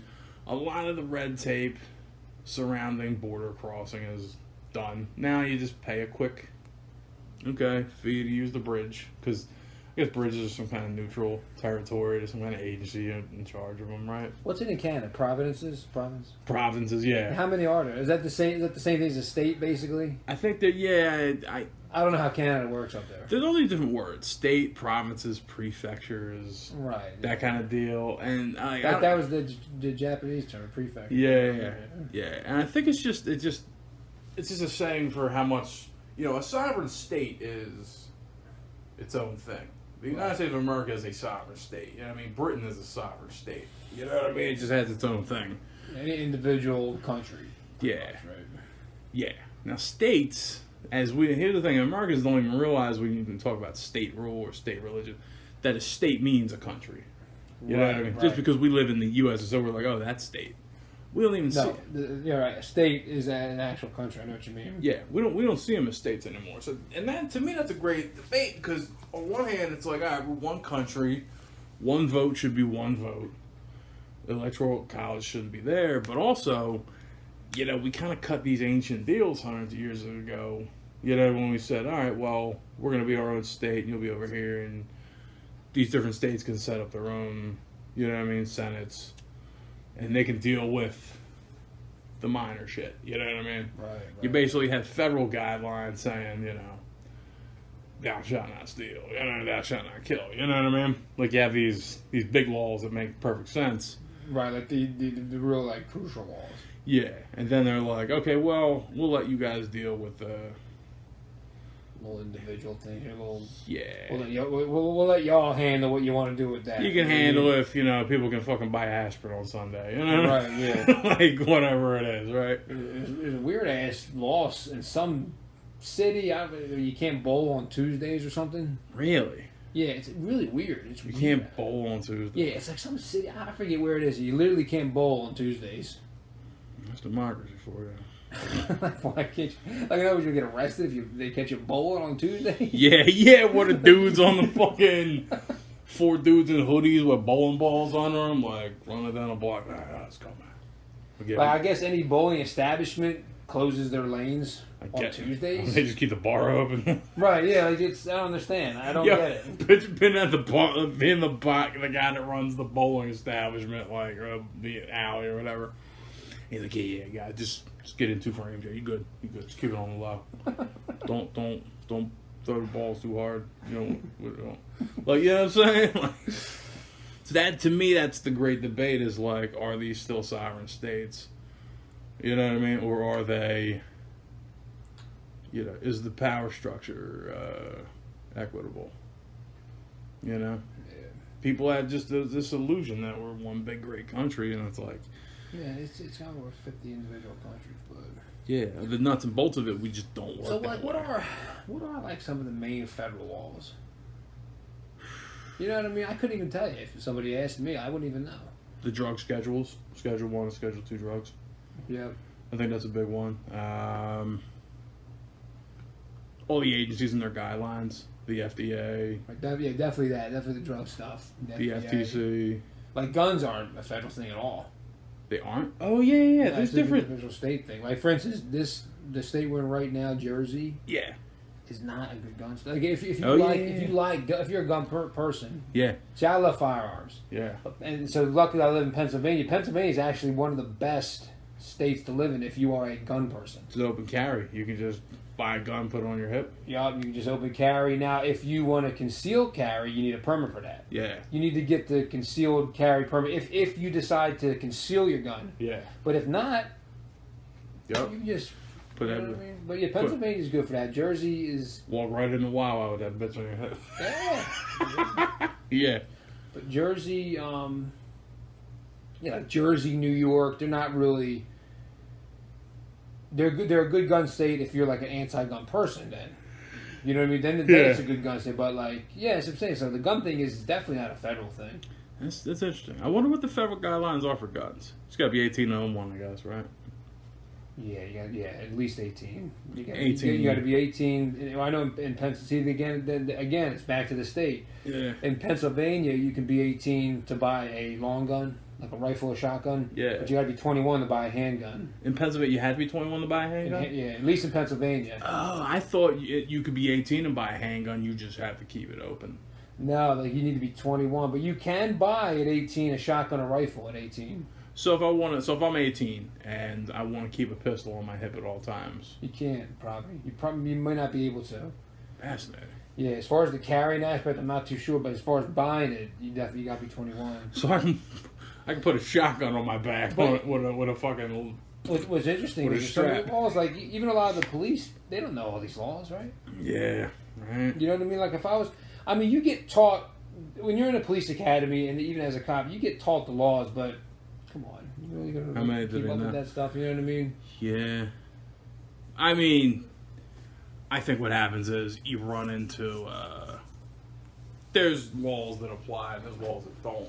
Personally, I don't agree with. I love firearms and all that, but personally, I don't agree with open carry. I'm fine with concealed carry if you want to conceal it. Yeah. I just feel like if you're walking around with a gun, I really think you're asking for trouble. Open carry sets a very uneasy. You know what I mean? It sets a very uneasy tone. And, I think you make yourself a target too, Yeah. Open carry in 2019. Look. especially with all the stuff going on. If it was if it was the 19th century and you were just kind of on nobody would even notice it. you're on your horse with a fucking pistol on your hip. Nobody Cool. would care. Yeah, they'd be like, "Oh, that man's protected," you know. Yeah. Now it's like, geez, man, you know what I mean? Like, Right. what are you doing with that fucking thing? Because, I mean, how many situations do you run into where you need a gun? There's that, and also, I do believe in like strong background checks. Like I feel that if you have if you've got certain background, if you have any kind of mental background, Yeah, you shouldn't have a gun.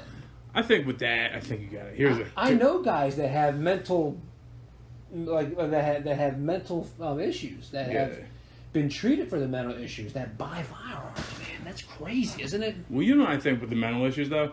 That's such a soft science at this point. You know what I mean? So it's kind of it's one of these deals where it's like, all right, well, he's got this, but does he? You know what I mean? Because it's not... You can find cancer in someone's body, you know? Right, but it's different. It's harder with the... If you're just looking at, like, some brief period of aberrant behavior, Right. if that guy's still like that, we got a fucking issue. And that's really where they should link up and say, all right, well, let's talk to that guy's therapist or physician. You know what I mean? That whoever's in charge of that guy's mental health, let's ask that person. Let's get an okay or a no. You know what I mean? Like, Right. and that should be under certain guidelines where it's like, all right, it can't be a bias. It has to be like, do you think this guy's going to go out and shoot some shit today? You know what I mean? Right. But like it's, if you're on Hinge, like Yeah.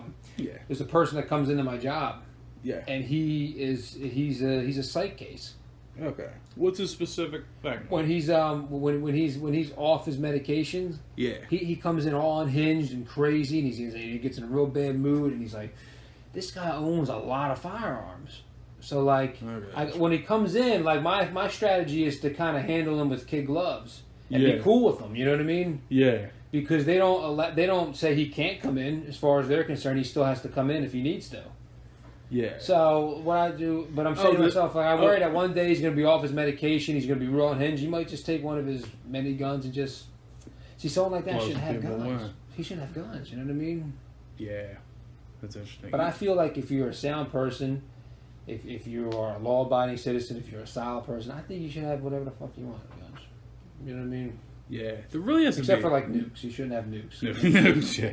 That's kind of crazy. Wasn't there a kid that built a nuke and like the government had to buy it off him for like $2 million or something? I don't think so. I don't think you could really do it because of the process.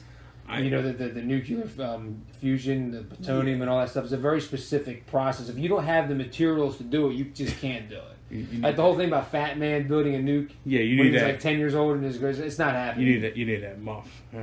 Yeah, yeah. Nah, you know what my buddy Mark said? Now, did he build like a huge bomb? Maybe non-nuclear. Maybe. A buddy of mine, he said there was this kid that went to Central High in Philly, and that he built a nuclear device like in his basement. Nah, I highly doubt that, dude. And the government, maybe I'll have to look it up. But I think people do. I think people end up doing it. And then like the government had to, because there wasn't specific guidelines against it. Government just had to buy it off them. My buddy Mark is a bullshitter though, so that could probably Yeah, because you have to stupid understand the process of making nukes. It's so crazy. Put it this way, dude. There's countries that don't even have them because they. Yeah, that's pretty true. You know what I mean? Like. Yeah. But like, now could he build a huge bomb? Sure. A huge bomb that could level a whole city block? Absolutely. Where do you even get that shit at? Like, I think colleges have certain access to like nuclear material. It's more than that. You need uranium, you need plutonium, you need one of the two. Yeah. To be nuclear is very specific. There's precise instruments involved. Yeah. It's not to say it's completely impossible, but I think anything's possible in this universe. You know what I mean? Yeah. But for any individual person to build a nuke in their garage, it is so unlikely. The thing is, the recipe's out there, the information's out there. Yeah. So there's that, and then there's just a matter of procuring the materials, which isn't outside the realm of possibility. Now, if we guarantee I could build a nuke in my shit. If we really want to be real with it, if we really want to be realistic, it may be possible to build an extremely small nuclear device. Yeah. That just makes it under the category of a nuke. Like a dirty bomb. Yeah, something that could wipe Remember out. Davy Crockett's Snake Eater? Yeah. So what we're doing, we're just gonna, no matter what we talk about, it's gonna somehow go back to Metal Gear Solid. Yeah. You know what I mean? It's one of those joints, ain't it? But actually, though, it'd be probably even smaller than Davy Crockett. Yeah. You know what I mean? Well, dirty bombs are supposed to, like, blow up a few square blocks, irradiate the whole thing. You know what I mean? Like, that's not totally outside the realm of possibility. What did Nastasha Romanenko say in Metal Gear Solid? She said, 3 things that you need to make a nuclear weapon are nuclear scientist, nuclear materials, and manufacturing technology. Manufacturing technology. She said that to Snake. Yeah. And then, of course, in the next game, you have Fat Man. He was 10 years old. He's going. Yeah. You know, That's got to be based on a real story. I swear to God, we can Google it. Someone actually built a fucking nuke. There's got to be a guy. I mean, maybe in the 70s or 80s. You know what I mean? It's just like I said, nothing's impossible. It's just unlikely. You know what I mean? Yeah. It's like, look, it's like Bigfoot. Yeah. Bigfoot probably doesn't exist. It's very unlikely Bigfoot's real, but it is.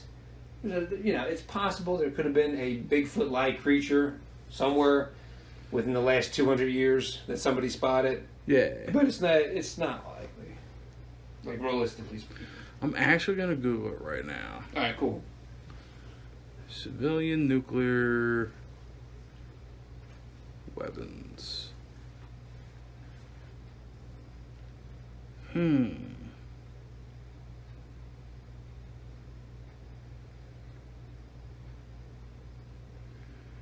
Metal Gear?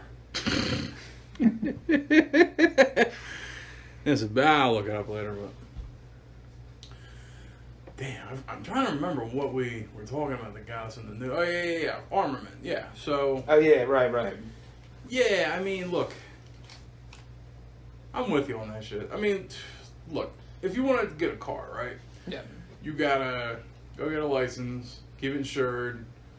Cops see you speeding with it, to ticket. You know what I mean? Any damage happens with the car, you're liable. You know? Right. Yeah. If they just said, "Hey, the same shit that applies to your car applies to your gun," Like the regulation. Yeah. Right. Just regulation wise, yeah, the same thing applied. That'd be fine. I mean, you can get a gun. You can just buy a gun.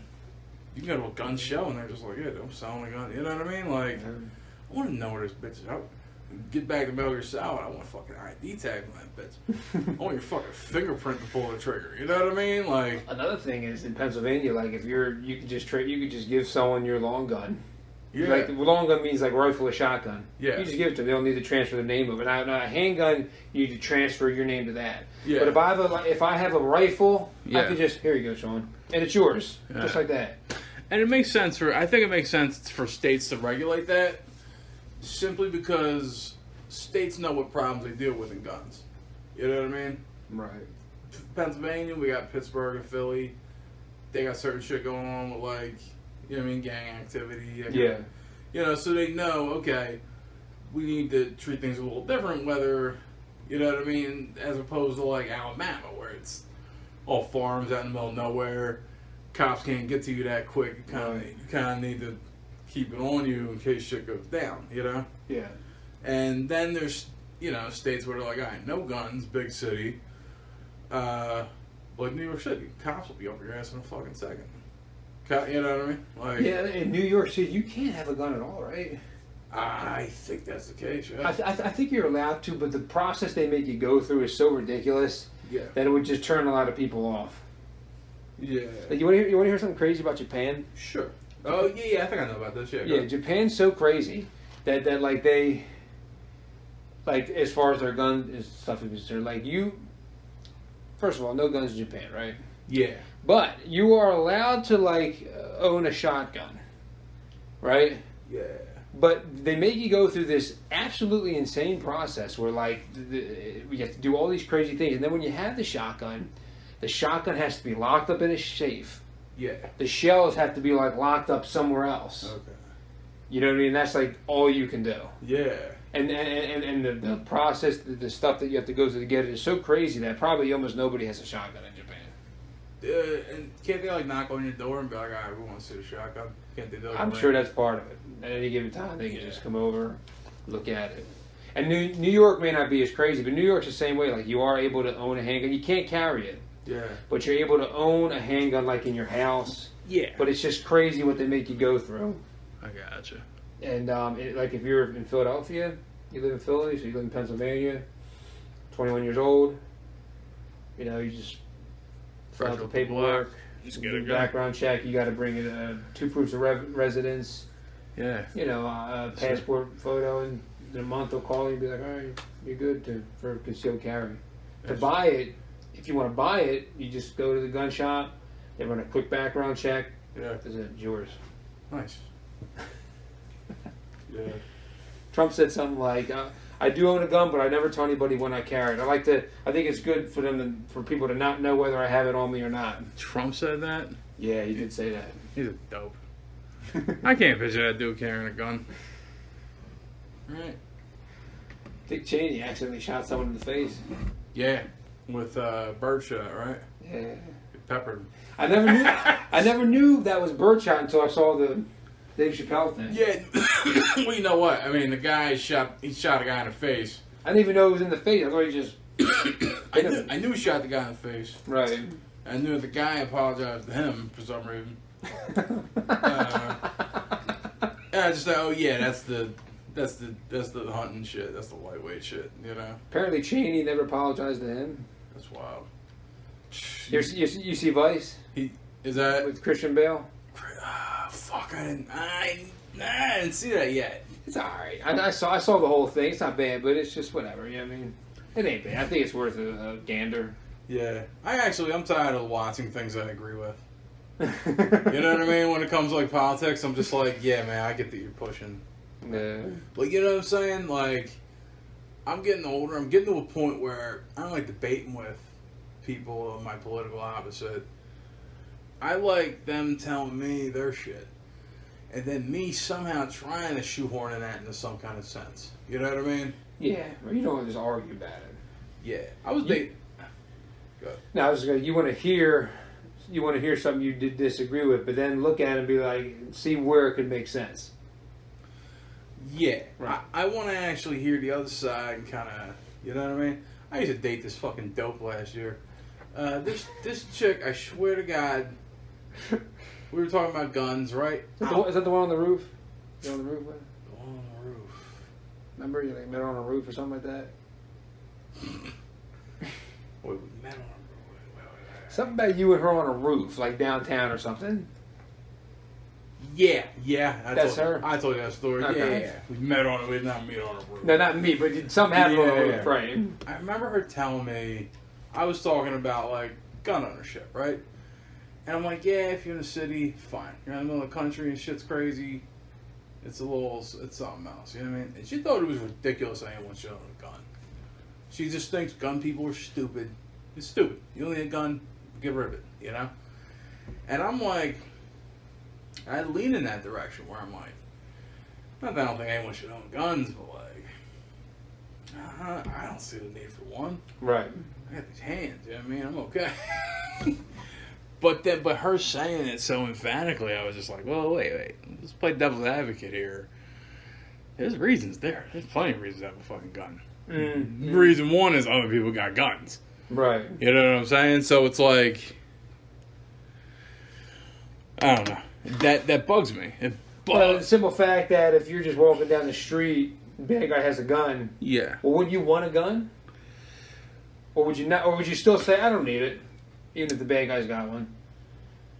Yeah, I think. And a lot of the anti-gun people like to make the argument, well, you say you want your guns because the government, the government, well, the government really wants to kill you because they just blow your house up. There's all that. There's that stuff. But there's that whole simple stuff, like you just walking down the street, bad guy's got a gun, you want a gun, right? Yeah. Let me ask you this. Let's say you're walking around, guy robs you, right? Yeah. He pulls his gun out first. He's got it to your back. What are you doing? You just hand him your shit? It's hard to say. Situationally, I might just hand him my stuff, but I might also turn around and shoot him too. Like, you know what I mean? Who knows? I don't know. situation has to present itself for you to counterattack. Thank God, I've never been held up at gunpoint. Thank God. If I was held at gunpoint, it's hard to say. I could definitely see myself just kind of giving him my wallet. Yeah. You know what I mean? I could definitely see that. I think that's the best. I think if you get robbed, I've been robbed once at gunpoint. But I could also see myself trying to shoot him too. Busting a move, yeah. You know what I mean? My thing is this: I get robbed, I'm kind of looking at the dude like, all right, man, say whatever you want, just don't shoot me. I think that's the best mentality. That's the best mentality. But I've been held up at gunpoint once before, as a young man, and part of me that happened to me, and part of me is like, I'm fighting the motherfucker next time. You know what I mean? Yeah. So there's that too. You know Which what I is mean? a stupid thing to think, but it's definitely there. Your best bet is to try to de-escalate the situation as much as possible. So it's probably, if someone holds you gunpoint, it's probably best to. Let's say somebody walked in here now and just wanted to rob me. We're not John Wick. You know what I mean? Yeah. If someone walked in here right now and robbed me, I'd be like, sure, man. TV's right there. That shit's right there. I want to keep my Xbox, but you know. Right. I'd be like, you know what? Sure, because you know why? Because I'm like, you're here to rob me.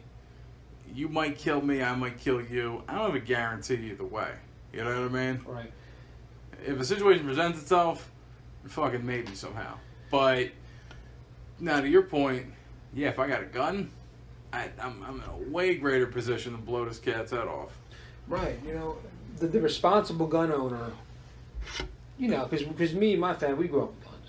Yeah. You know that. You know Yeah, what I mean? We yeah, love yeah. guns. You know what I mean?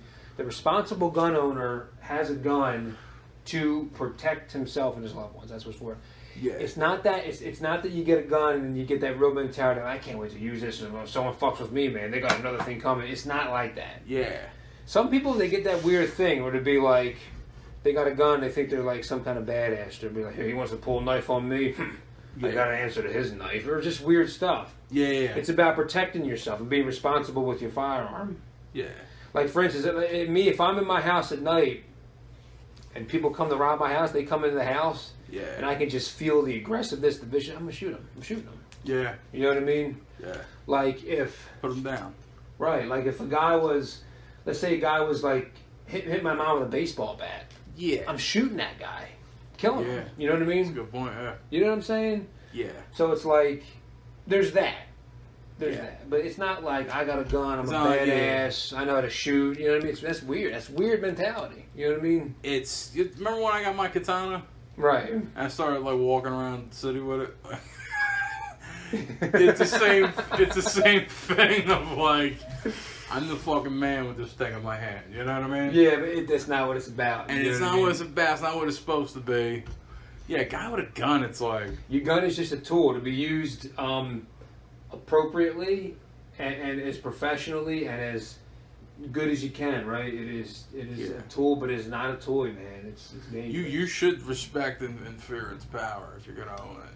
You know what I mean? Like, there's no way to legislate that, but you really should be like, yo, man, fucking... You're going to own a gun. You're going to own any kind of dangerous thing. Like, yo, shit is not a game out here. You know what I mean? You know? To me, a car is a deadly weapon. You know, so it's just like... Car could be deadly, yeah. Car definitely could be deadly. It's a huge missile going fast, you know what I mean? People walk around every day, crossing streets, doing shit, and it's like a car could just... You could just come up on the curb and just wipe somebody the fuck out. It's not a joke, you know? I do feel like there's a lot of people on the left that do have an specific anti-gun agenda. Yeah. Like they literally want to disarm everybody. You know what I mean? Yeah, I think they have this. They look at other countries, and there's this fantasy of like, we get rid of all the guns. Now we're just all safe. Right, but the thing about America is you're never going to get rid of all the guns. Yeah, there really is no way to do it, right? Right, so therefore, you got to have one to protect yourself. But hey, anybody that doesn't want a gun, that's fine. I'm not going to be like, yo, you should definitely get a gun. Get one. If you don't want one, it's fine. You know what I mean? Yeah. I just enjoy having it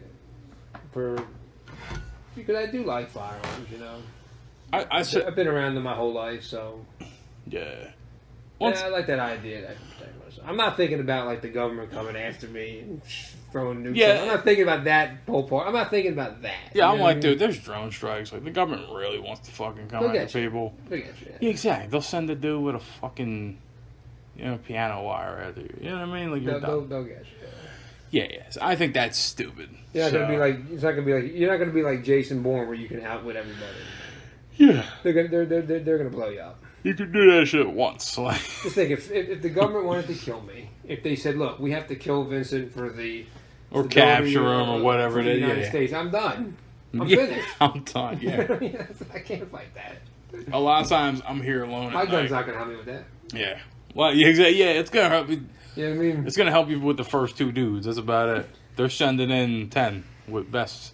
Like, I sit here sometimes and I'm like, I need a fucking gun. Like, wait. Where are we at right now? It's Jersey. What's Jersey, Camden County. Camden County. Okay. What's the gun stuff like around here, law wise? I think you need like a note from the governor to conceal carry.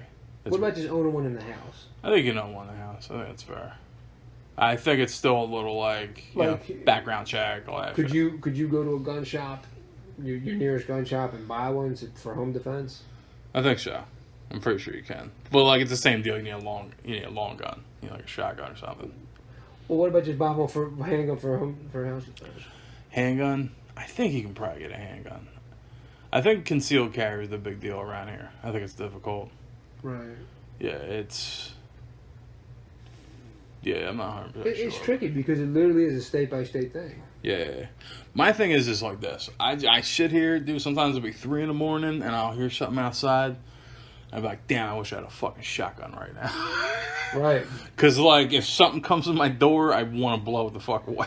Right, but here's the thing about having a gun. Like, if you have a gun and you just hear some noise outside, that doesn't mean you just get the gun and, like, look out the window with the gun in your hand. Yeah. Like, it's not like that, you know what I mean? Yeah, you're not supposed to do that, right? Right, yeah, like, you just hear a little noise, you just get the gun, you look out the window, you know what I mean? You don't do stuff like that. Because, you don't want to get your roommate. See, here's the problem is historically and statistically, people buy a gun, you know what I mean? Their fucking spouse walks in and gets shot. Yeah. Just because they're hanging out one night. That's happened a lot. Either they just wake up or whatever and they're disoriented, or they had a few drinks, some shit pops off and they forgot. And they're paranoid anyway because they're like, I need a gun to protect myself. You know what I mean? Like, whatever it is, and then... Yeah, so it unfortunately... I almost got shot by my grandpa like that. I remember you told me that. He's coming to the crib hammered one night, he's making noise, and he fucking rolled through like Magnum P.I. or whatever, like, I'm gonna fucking smoke whoever's in here, and it's me. When were you held up, though? When was that? I was 13. So we didn't know each other yet, I don't think. Or we might have just... We might have grazed each other. Yeah, it was like 99, 2000. Okay.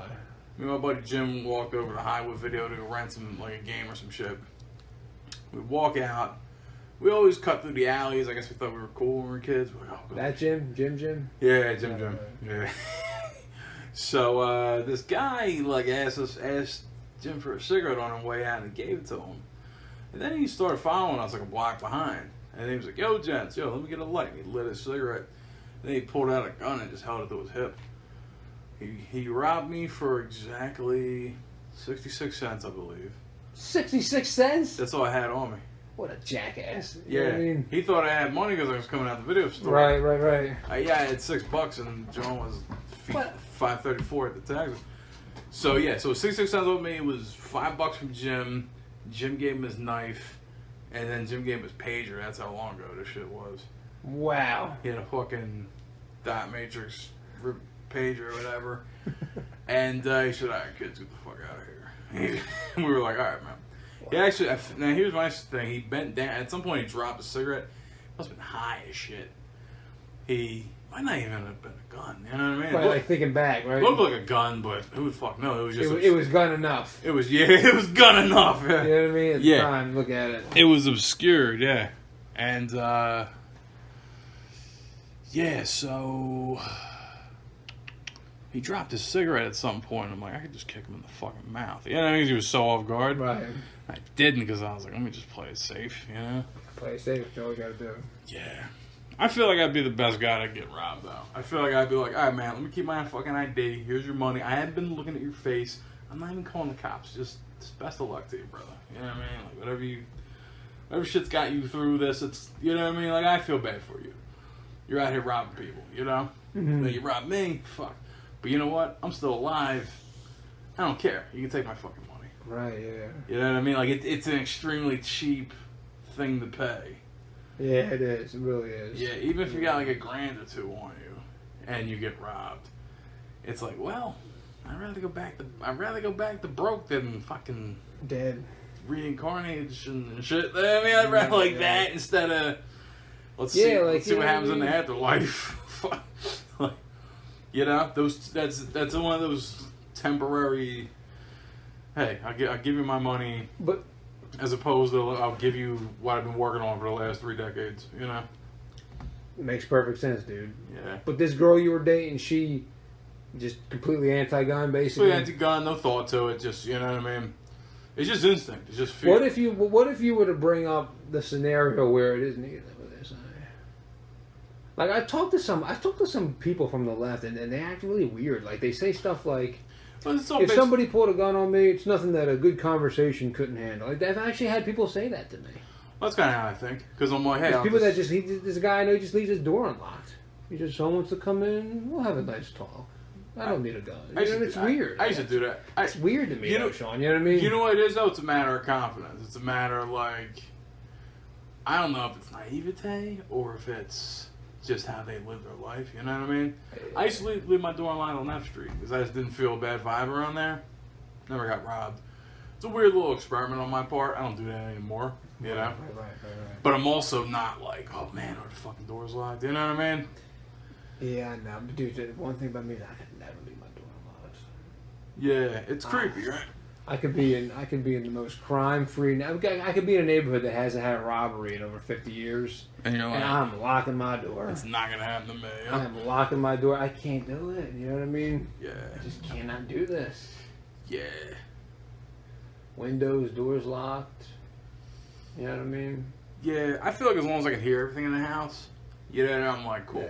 You know what I mean? As long as it's like, alright, like if I leave the window open, cool. If I can hear shit, I'm golden. You know what I mean? Because I can bust move accordingly, jump out the fucking window if I got. You know what I mean? Yeah. I know what you mean, brother. What were the first guns? What were we going back 500-600 years ago, maybe? I know the Koreans had they had like a bow and arrow system, but it was propelled by like fireworks. Really? So it was like a big, like a chain gun kind of thing with a bunch of arrows in it. They had that. And they would just, it was called a Hwacha or something like that. Interesting. And they would let a firework off and just, boom, fucking buckshot. Was it like with actual gunpowder and like a barrel? Like a projectile like that? There was some kind of barrel. Really? And yeah, it was basically gunpowder. Like arrows propelled by gunpowder. Wow, that's a gun. From what You know what I mean? Yeah, from what I could tell, it was like a short distance. Like you needed to be right up on somebody. But It'll kill somebody's ass, all right?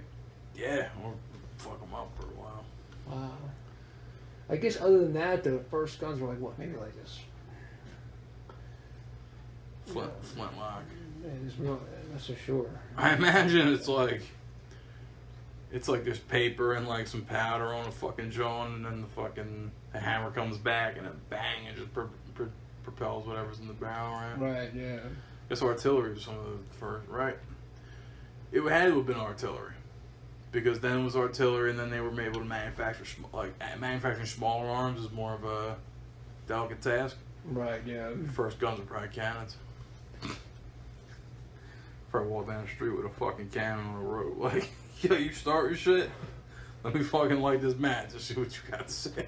I seen a Philadelphia police officer the other day. Yeah. He had like one of the white shirts on. Uh-huh. So he's either like at least a sergeant. I got you. Could be lieutenant. Oh yeah. I don't know. Like if you got the white shirt on. He's a white. Yeah, if you're white shirt, I got you. I think it, or maybe a sergeant lieutenant. But I think he's at least a sergeant. I got you. But he actually had a revolver on him. Oh. Can you believe that? Yeah, I think service revolvers are a thing, right? Yeah. Well, most cops that I've seen, at least in Philadelphia, it's the Glock. You know what I mean? Yeah. Which to me is crazy because I'm like. But I'm like, I can't believe I actually saw him with a revolver. It was kind of cool. It was cool, like in a weird way. I think when you're a cop, you know what I mean? I think when you're a cop, you have your standard issue, your pistol, right? Yeah. And then I think if you want, like, if you're like, hey, I'm just better with this, I think they let you do whatever. Right. The revolver's a clear choice over a magazine loaded. You Well, know what I mean? for me, I'm going with the magazine loaded Glock. Really? Yeah, it's just higher capacity random stuff. You know what I mean? I think if you. It's more efficient to reload all that type of thing. Yeah. Glocks are where you want to be at. I think. Well, I'll tell you.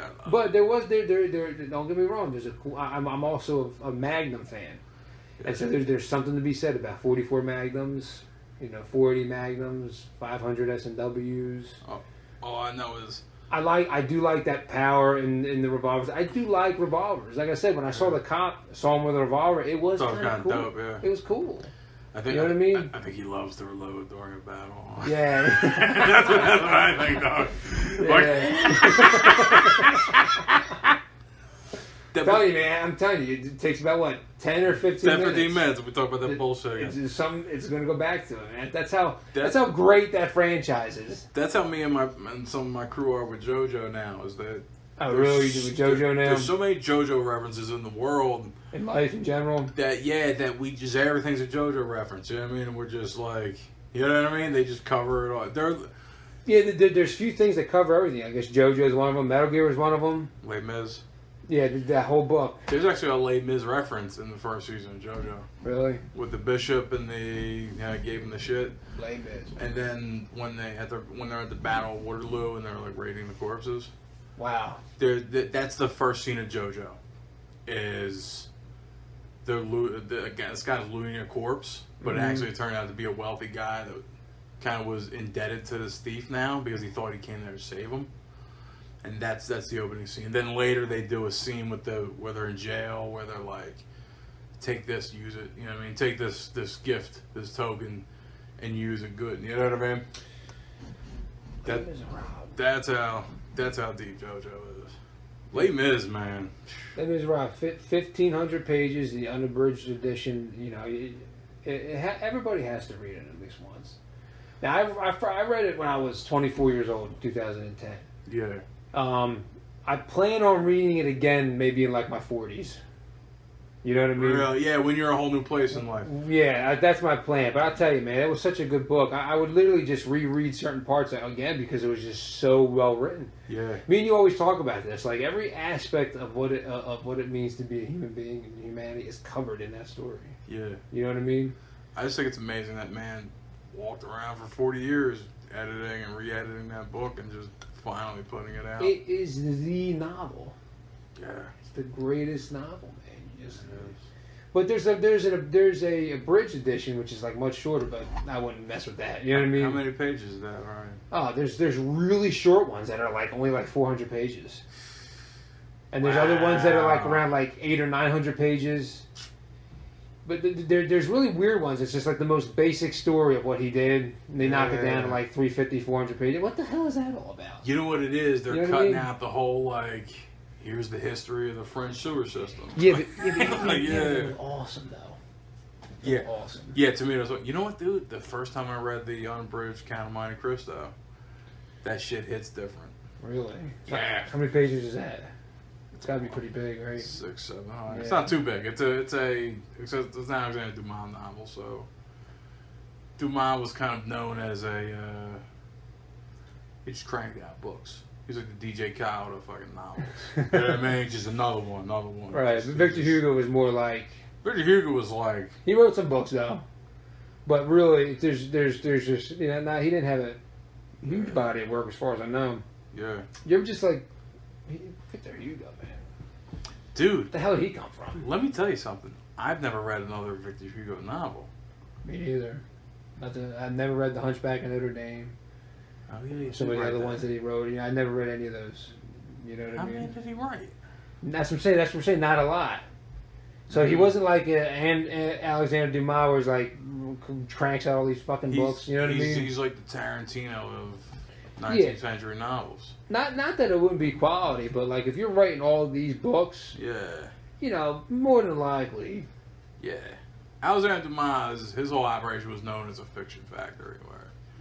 It was rumored that he had a bunch of writers and they just cranked out novels Really? all the time. Yeah. Wow. He was just running a company and just be like, just crank the shit out.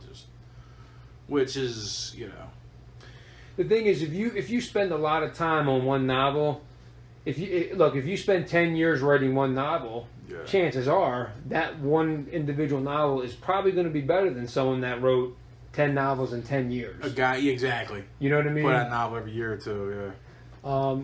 Now, there's some writers that are pretty damn good that they can manage that. You know what I mean? They can manage some shit like that. I like what George R.R. Martin's doing, where he's just chilling out, stretching things. You know what I mean? I think the best thing you can do as a writer is not write. Just chill, just live, experience things, and just keep letting those inspirational moments stack up in your head. That's what Miyamoto Musashi did. He lived an entire life. Oh, he lived a life, and then his last... And he was completely undefeated. And then after he was completely undefeated, after like 50 duels or something like that, he went into like a cave for like years. 50 duels with that motherfucker? A lot, but he was undefeated. If you believe the account, right? He was undefeated. I don't know if it was 50. But, him and Floyd Mayweather got the same record. but his battles were battles to the death. Yeah. But anyway, like which is the exact opposite, because Mayweather barely scratches these motherfuckers. But after like all the, I don't know if it was 50, right? But whatever it was, I think it was lower than 50. Yeah. After traveling Japan, fighting, getting all these experience, he literally like went into like exile. He went into like a cave for he years. lived in a cave, man. And then years later, he just decided to write the Book of Five Rings. After all that perspective, that's why the Book of Five Rings is so fucking good. Yeah. You know what I mean? And it's short, it's sweet, it's instructional. It's just, look, here's what you gotta do. Yeah. You know what I mean? Asians write the best books. Sun Tzu's Art of War, right? Yep. Fuck the foreword and fuck all the explanation, like the 200-page version of it. Just that little sliver of the fucking middle of the book that's the actual Art of War. Best instruction manual ever. You know? It's crazy, isn't it? He's not Asian, but Niccolo Machiavelli, the prince. He writes these pamphlets. Like, here's how you deceive people, you know? Musashi Miyamoto, Book of Five Rings.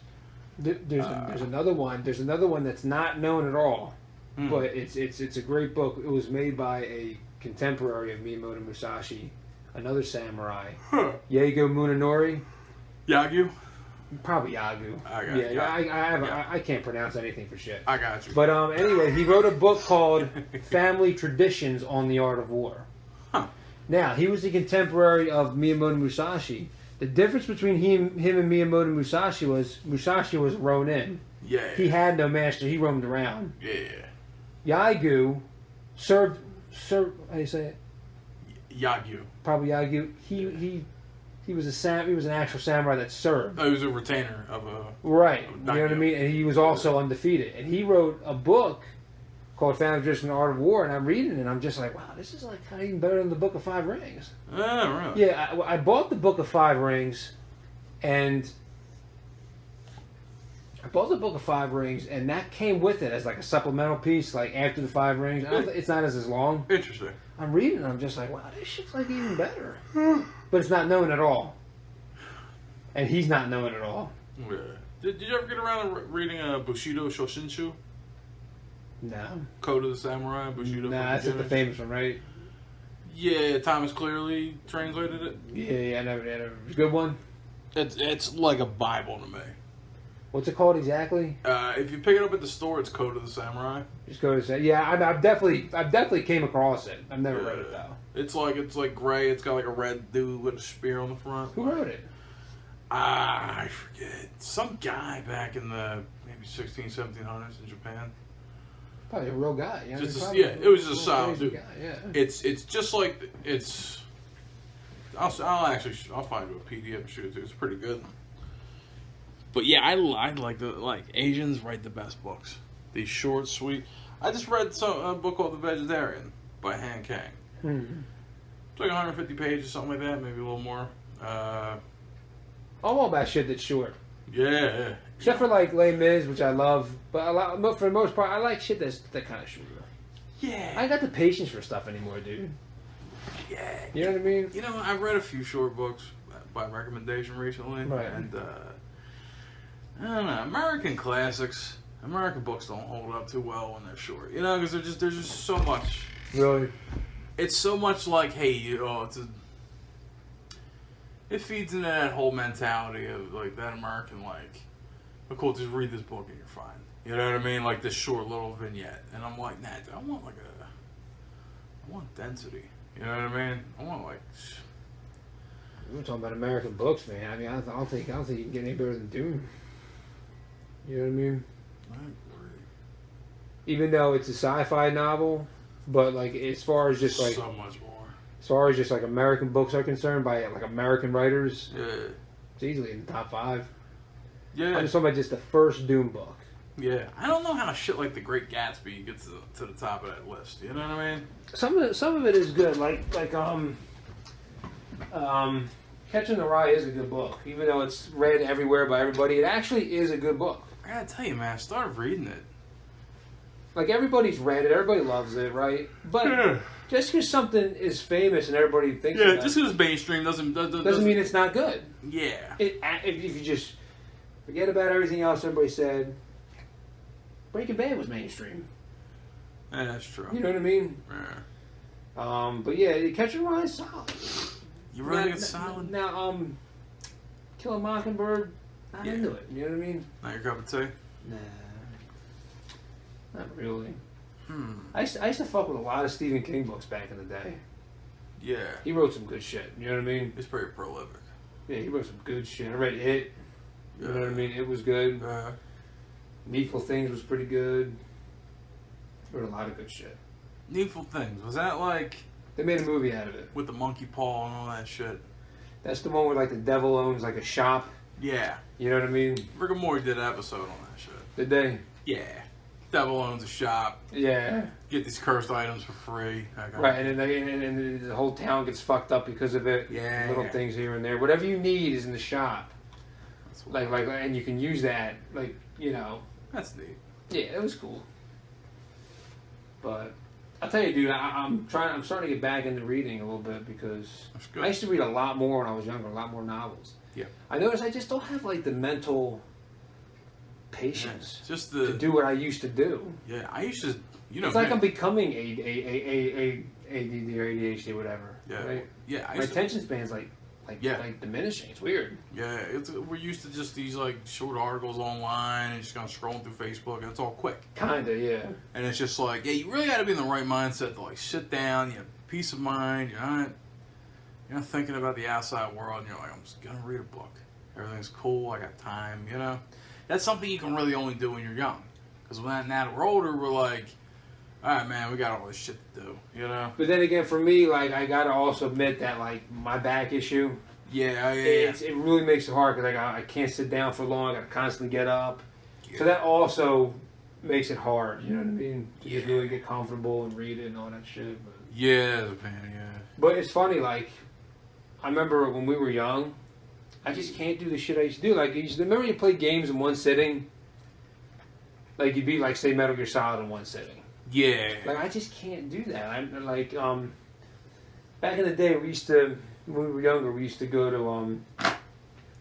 you remember Mike Polanyi, right? Yeah. Me, Mike Polanyi, and Mattis, we'd go to Chamonix, we'd watch a movie, then when that movie was done, we'd just go to another one. Yeah. I'm thinking to myself, well, I could never do that today. you know, back then, we're all young dopes, right? Right. We're not thinking about the rest of our lives and careers and what we want to do.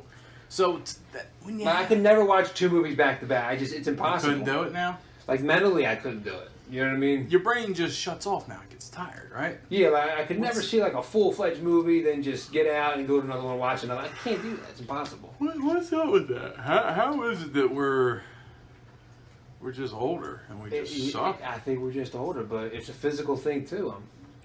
I'm not like Back's when I was fucked younger. up, I was even without the back though. I was just so much stronger and more robust when I was younger. Yeah. You know. I wonder about that sometimes. I think it's just that youth, just that robustness, the excitement of being young. It just gives you energy to do more. The last of your stem cells are still burning off. But you're still actually growing and developing. You know what I mean? We have actually outlived our natural lifespans as far as humanity goes.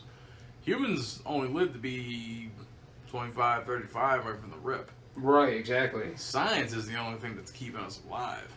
So I think what it is just a subtle form of... Not just also evolution too though. We're also evolving to live more. I mean, you could say because of science, but well, like some species do live a long time. That's true. They can evolve to live longer. We've done it in such a ridiculous clip though, because it used to be the average age of a human used to be 30, give or take, right? Like cavemen, right?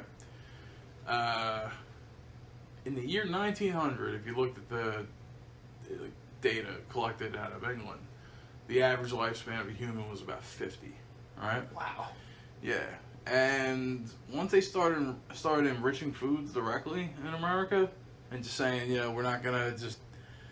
we're just gonna put vitamins and minerals in food, and that way you'll just, get that. That's where we made this jump to like 80. But think about that, cavemen for at least 400,000 years now that they're thinking, as far as Homo sapiens have been around. Talk about people who live to be 30 years old. Through those hundreds of thousands of years, through some civilization, we made that jump another 20 years. And then in 100 years, we made another 30-year jump. Right. Evolution's got nothing to do with that. That is entirely... That's right. From that point, you're right about that. It's environmental. That's a science thing, yeah. It's environmental effects. It's right. Things that we're eating. It's the fact that we have medicine. Yeah, that's true. It's all... it's all like a subtle, like, necromancy. You know what I mean? It's just stretching our lives out. That's why we're 30 and we're beat. Because we're just like... our lives have already ended. True. We're just still going.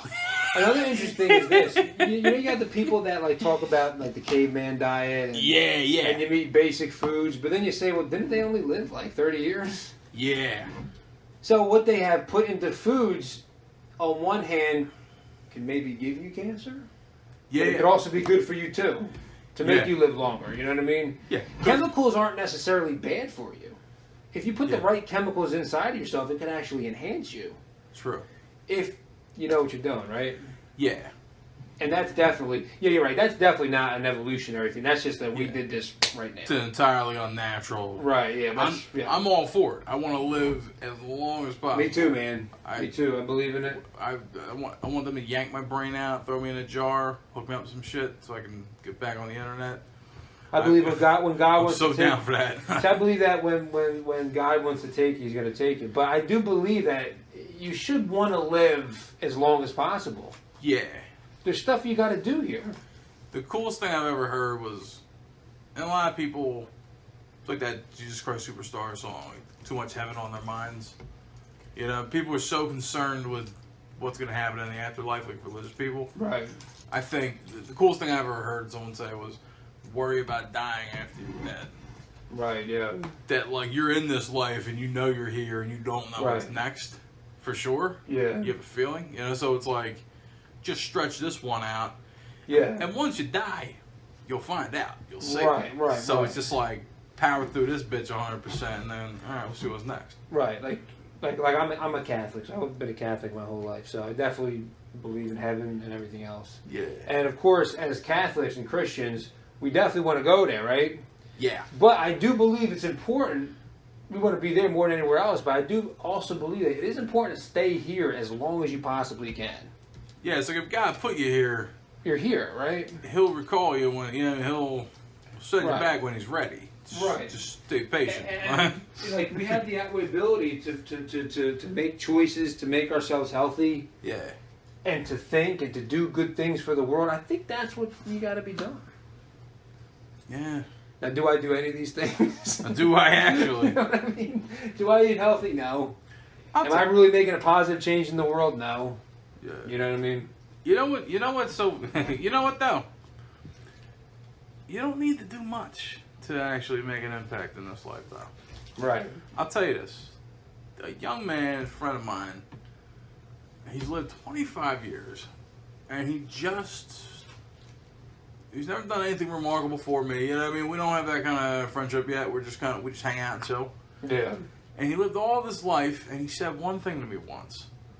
And he did me the great, and in saying that thing that he just originally thought up on his own, he did me the greatest fucking favor one of the greatest favors anyone's ever done. You know what I mean? As far as from my perspective, he lived, he has his own life, but as far as him being useful to me, he lived his whole life, and he just said one thing to me, and I was like, God damn it, that man fucking helped change my life, change my perspective. We were debating about, we were doing kind of what you and me are doing, just debating philosophy and all that shit. Yeah. And we were talking about absolute truths and good and evil and all that and whatnot. And I'm like, give me one example of a thing that you think just an immutable law of life and the universe.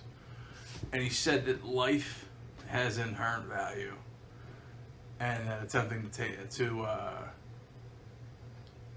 it's foul to attempt to diminish that in any way. You know what I mean? What do you say life has? Like human life, and I guess life, and by extension that all life has an inherent value. Right. It has some, whatever it is, quantifiable or otherwise. Right. It has a value, and attempting to diminish that value is sacrosanct. You know what I mean? Like, it's shitty. Like, you shouldn't try to do that. Yeah. Right. And that was a very base thing for me to hear, because I was like, yeah, you know what? I'm a moral relativist. I think you're born in this world, you've experienced what you've experienced, that's why you do things. No one has free will. We're only just running around based on our experience, you know what I mean? Right, yeah. But he said that, and I was like, damn, that's a big one. Because that is kind of true. You know what I mean? As It just, it hits you when he said that. yeah, it just hit me in a certain way, and I'm like, is someone actually going How long out? you known this dude for? I know Tom for about a year. Just from around? Yeah, he's part of my little Dungeons and Dragons group. Alright. Yeah. And he's 25. I mean, yeah. I don't want to get into his government details and shit on the podcast, but yeah. Yeah, but yeah. So it was interesting, because I'm like, here's the thing, you don't have to. I'm just saying he's young. You know what I mean? Yeah. He's young, Yeah, you know true. what I mean? Right. It's usually young people that have the truth. You know what I mean? Notice that? They come up, when we were young, we had the truth, and then and the younger folks kind of remind us of that shit and so forth. Here's the thing: you ain't got to be down. What I learned from that was, you ain't got to be down at the soup kitchen every fucking other day helping out. You ain't got to save the world, right? Sometimes people in their own little ways, just doing their own thing, just provide you with a gift. You know what I mean? Yeah, I believe that 100%. Yeah, like my boy Matt, him and me have been best friends forever, He never particularly, went out of his way to give me a couple favors, you know what I mean? Right, but he never really... But just him and just similar people actually just being in my life, just put me on a better path in life. You know what I mean? It wasn't something intentional, you know what I mean? But it was definitely, it was something that was definitely of value to me, Right. So that's my thing. Yeah, like in a world of 8 billion people, you and I or anyone else don't have to be this impactful force. You know what I mean? Like, no one's got to be that big.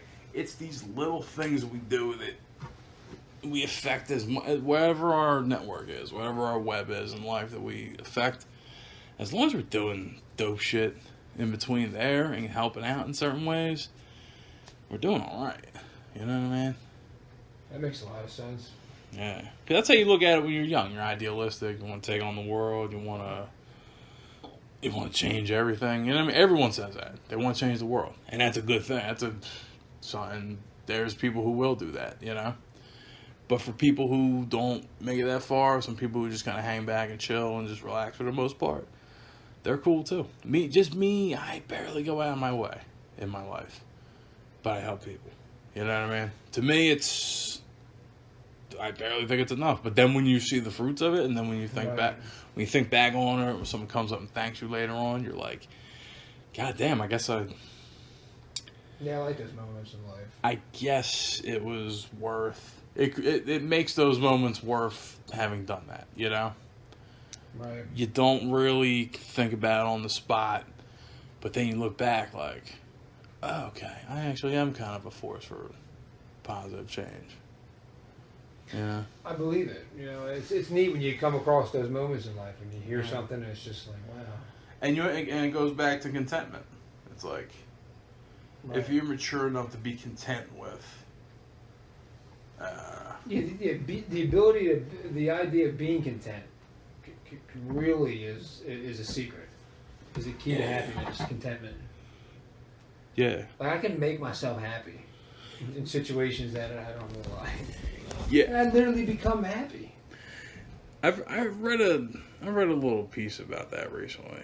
Manufactured happiness, where it's like, and how it's in ways that it's superior to actual happiness or whatever. You know what I mean? Where it's like, you take whatever situation you're in and you just frame it in a certain way that makes you happy. You know what I mean? Right. Which is kind of a fascinating thing. My first job at a corporate jail when I was down over at the Dodge, right? I was in there. I didn't drink coffee yet. I was tired all the time. I was nodding off. Right. I just wanted to wake up at fucking 2 p.m. and play Warcraft. You know what I mean? But here I am at 9 a.m., right? So I started drinking coffee. I started doing my thing.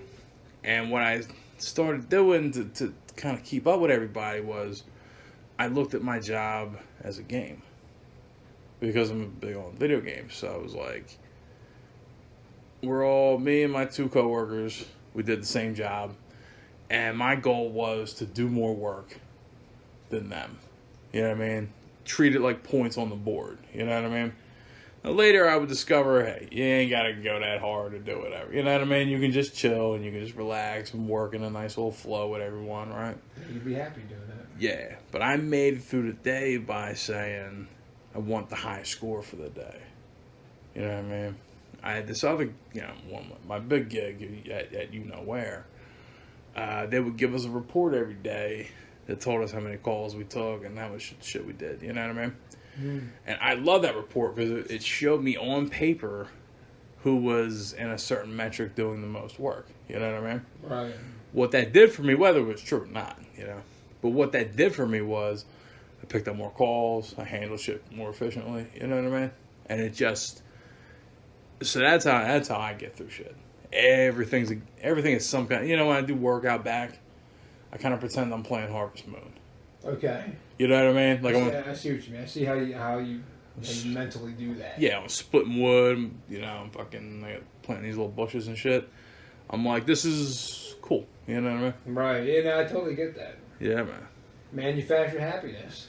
Yeah, whatever situation you're in, if you stop looking at it through the lens of negativity and I don't want to do this, I don't want to be here. Yeah, if you're like, I am here. Hey, look, we're not in jail. You know what I mean? Yeah. Like, you know what I'm saying? We're here. We're free. You know what I mean? Yeah. If we find ourselves in a little situation, like sometimes my job, you know me. You know how I am with this fucking job. Yeah. Yo, listen, you and I mean, come on, dog. The vast majority of people we know. Who wants to work, right? Who doesn't dream about not being able to work? Well, check this out. Who wants to work a job that doesn't mean anything? Right. It's just like I'm either, but like when I'm at work, I'm just I kind of get into it. You know what I mean? Do you start to be like, I'm the guard? Like I don't think I'm the guard. I'm just into what I'm doing. It's just like talking to people. Okay. Yeah, you know what I mean? I'm just make it a thing. You make it your own little talking, you know what I mean? Just walking around. Yeah. You know. You're out to lunch. Yeah. Yeah. I make myself enjoy it, Yeah, that's interesting. Yeah, you find something, right? You kind of. Yeah, that's what I'm saying. You find something and you just kind of latch onto that. Yeah, every time I'm at my job, I'd rather not be there every time. Yeah. Like if I had to choose, like, hey, you can make the same amount of money, you're going to make it work, but not actually have to go there. You'd be like, I'm good. I'll be like, sign me up.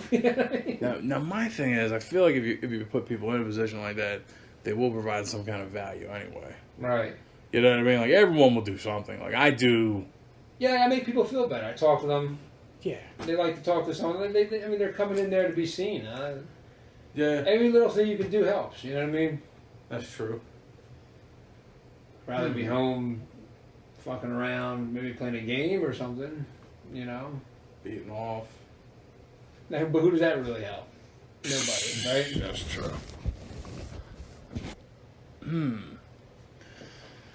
You make an interesting point. At the end of the day, Sean, it's all said and done. Just, honestly, just be cool with people and just try to make yourself happy. Am I right? That's pretty much it. You know what I mean? If you at least do that, yeah. If you do no... Just be cool to people. Be nice to them. If you do no harm, you're golden. You know what I mean? You ain't got to be a fucking... It's nice to fucking rise up once in a while and handle shit, but... Yeah, it's nice to rise that occasion, but it's like you were saying, you don't have to save the world, you know what I mean? Yeah. You know what I mean? You know... You don't have to change the world, save the world, just be you and just... Giant robots can't attack Philly every day. You gotta take a break once in a Right, while, yeah. right? You know what I'm saying? Like, every day is, it's like it says in Bushido Shoshinshu. It's like, in the times of peace, samurai warriors sit around and drink all day. And, like, barely any still train and get ready. Is that what you said? Like something like that? Yeah. Like the training's down like a minimum? They reprimand the samurai for thinking about, hey man, there ain't no war, let's just fuck around all day, you know? But I think they're realistically speaking, these motherfuckers got around and just chilled and drank and... There really is nothing to do, man. If you're, I don't know. I guess maybe like signing up for like Greenpeace or doing something noble is cool, you know? I'm sure a lot of them still worked on their swordsmanship, but...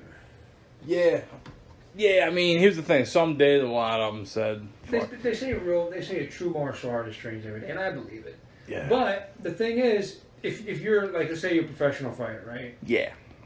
Boxer, MMA, wrestler, whatever the hell you are, right? Yeah. You're going to keep yourself in shape every single day. Yeah. But when it's time for a specific fight, you're going to really up that training for that fight. That's true. That's what you do. Yeah, you know what? You're right. Boxers actually just kind of do their own fucking thing and then they train for 2 months, right? Like that's. It depends. Yeah. It depends. Like certain boxers, like a guy like Floyd Mayweather, keep yourself in shape all year round. Yeah. But there are certain athletes, certain fighters, and MMA fighters that I know of, that, like you said, they don't train at all until it's time to train. That's wild. Yeah. And that's not really. That's interesting. That's interesting. I don't know. If you were really, really good. Well, here's the thing. I mean, you don't train like you're training for a fight all year. Right. Well, look, nobody could training for a fight 100% of the time. They could break yourself in half. They could. They lose their fucking minds. Yeah. Right. You'd lose your body. You'd get injured all the time. You'd be getting hurt. You'd go crazy. But you should. If you're all sorts of jacked. If you're a professional fighter, yeah, you should work out to some level every day. Bang a couple crunches out. Yeah. You know what I mean? Maybe with certain fights, certain opponents, you're going to work certain specific techniques. Yeah. Depending on who you're fighting, but you should definitely do something every day. That's true. That's another thing. Physical activity. We're physical creatures. Yeah. If you're able to exercise, you should do something. Like even me, like I got a bad back.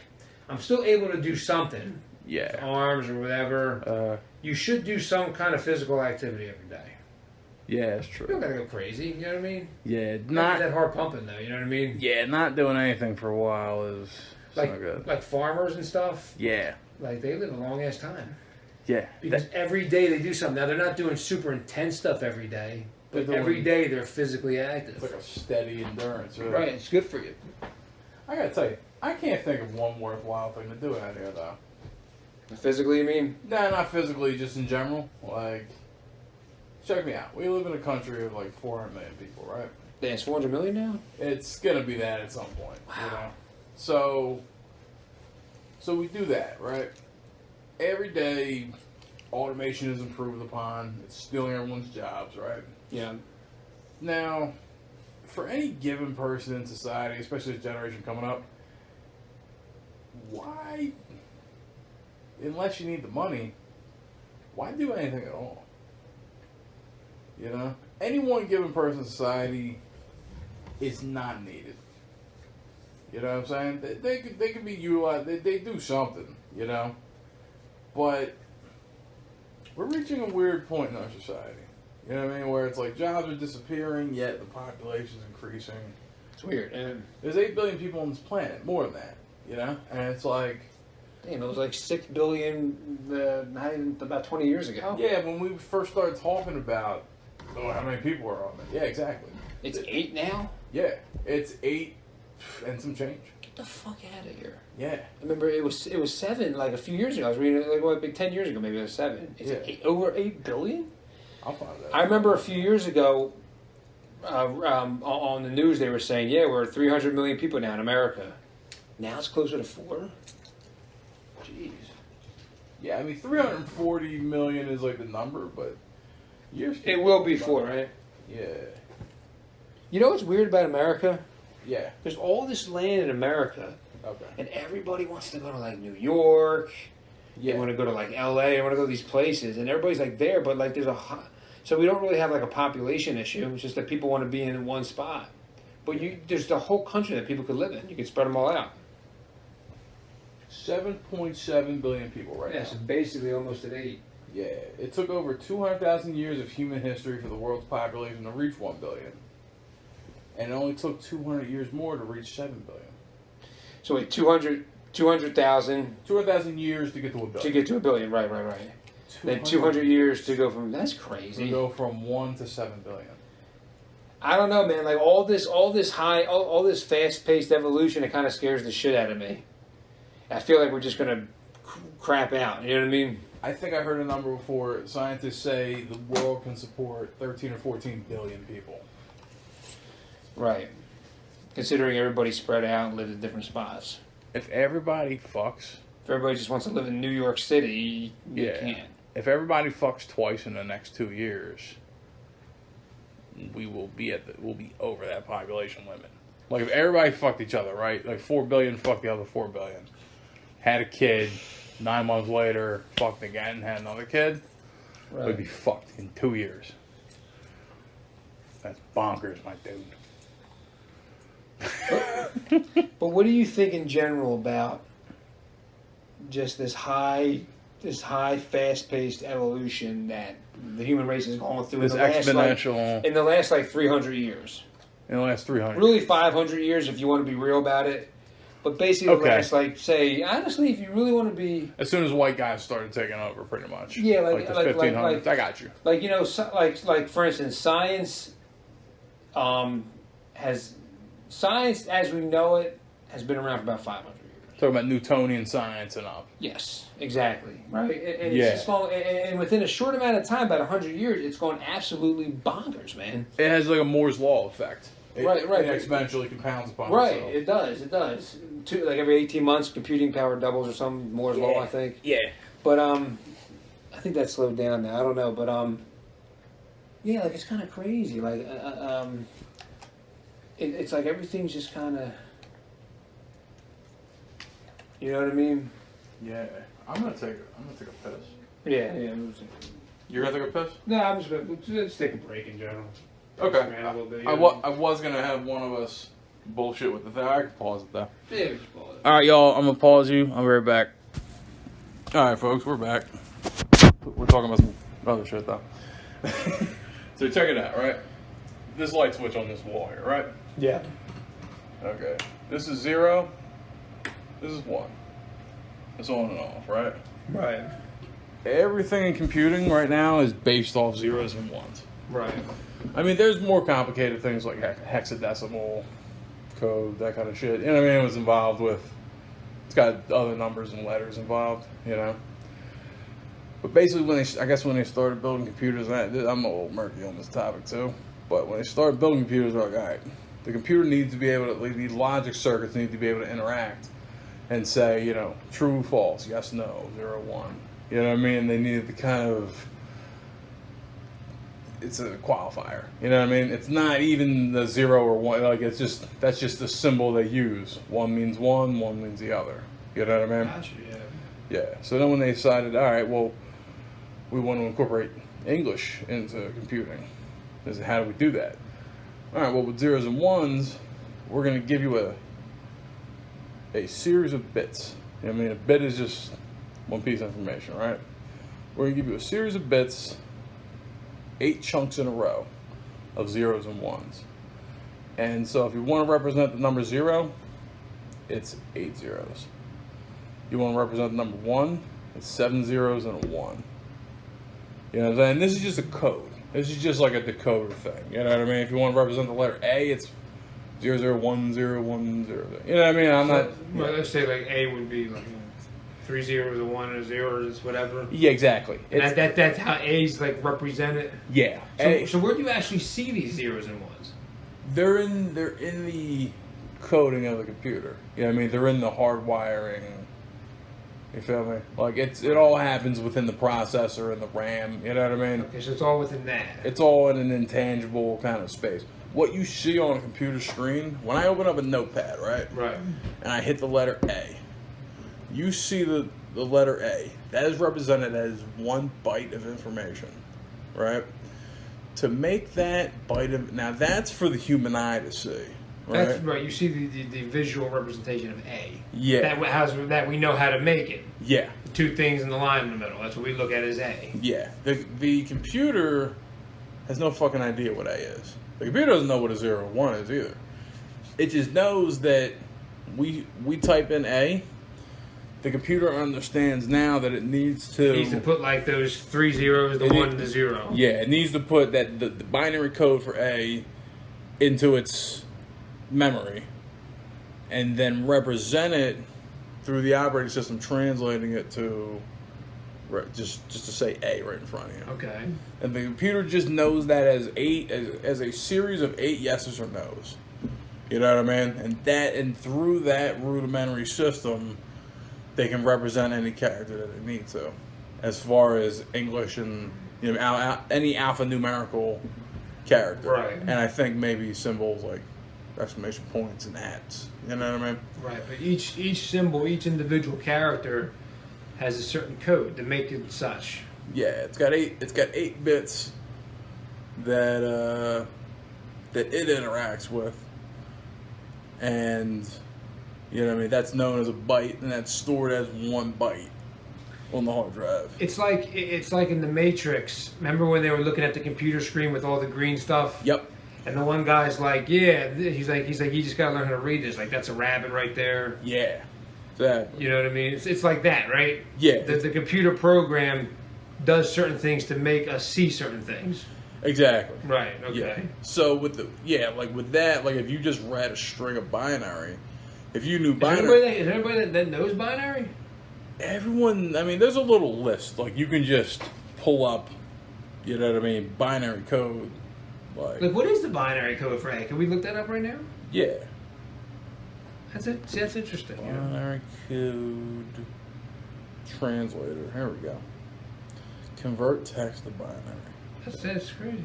All right, so I'm gonna put in lowercase a. It's 0110 0001. Let me see.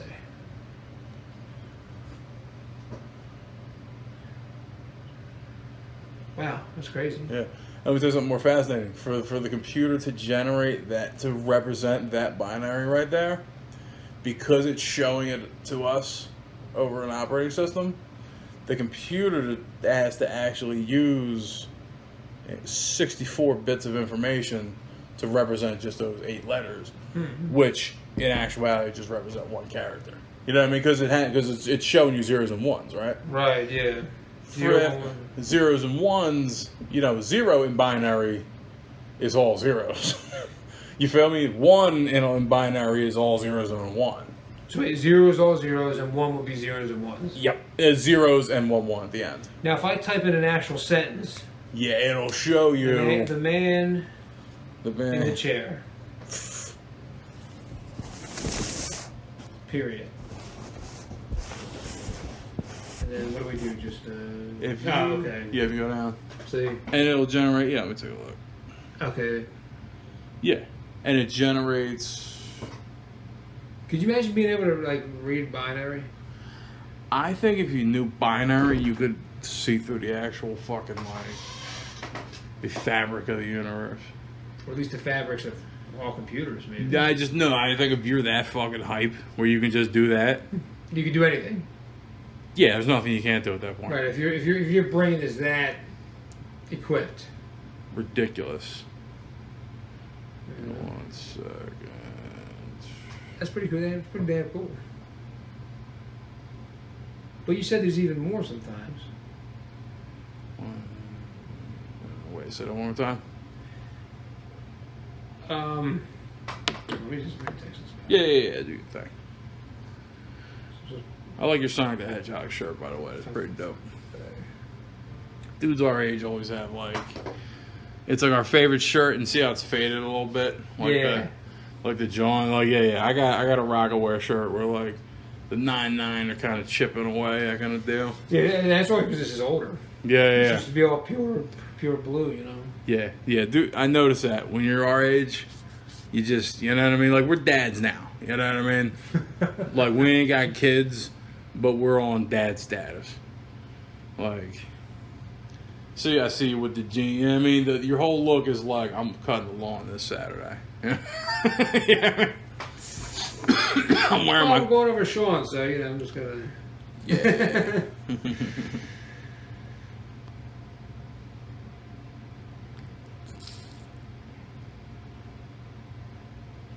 Yeah, I realized that too. I looked at my wardrobe. I was like, I'm a little outdated.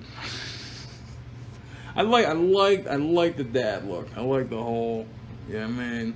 But we're not dads. Yeah, but Yeah. I got a dad bod. That's for damn sure. You know what I mean? Yeah. I'm a, you know. But you know, remember we were saying earlier before we even started the recording, Yeah. saying like, you know, that's an advantage we have that we don't have any children. Yeah. When you have children, it's a whole. They say that when you have a child, like your whole thinking changes about everything. Yeah. You know what I mean? You're now protecting. Yeah, like every concept you had about everything else, it's out. Yeah. As a single man, I'm only responsible for me. Right. You know You what I know, mean? I'm just me. Everyone else in my life is cool for the most part, you know. Someone needs help, hey, come to daddy, I'll take care of you. You know what I mean? But yeah, I don't have a thing yet that totally relies on me for its entire.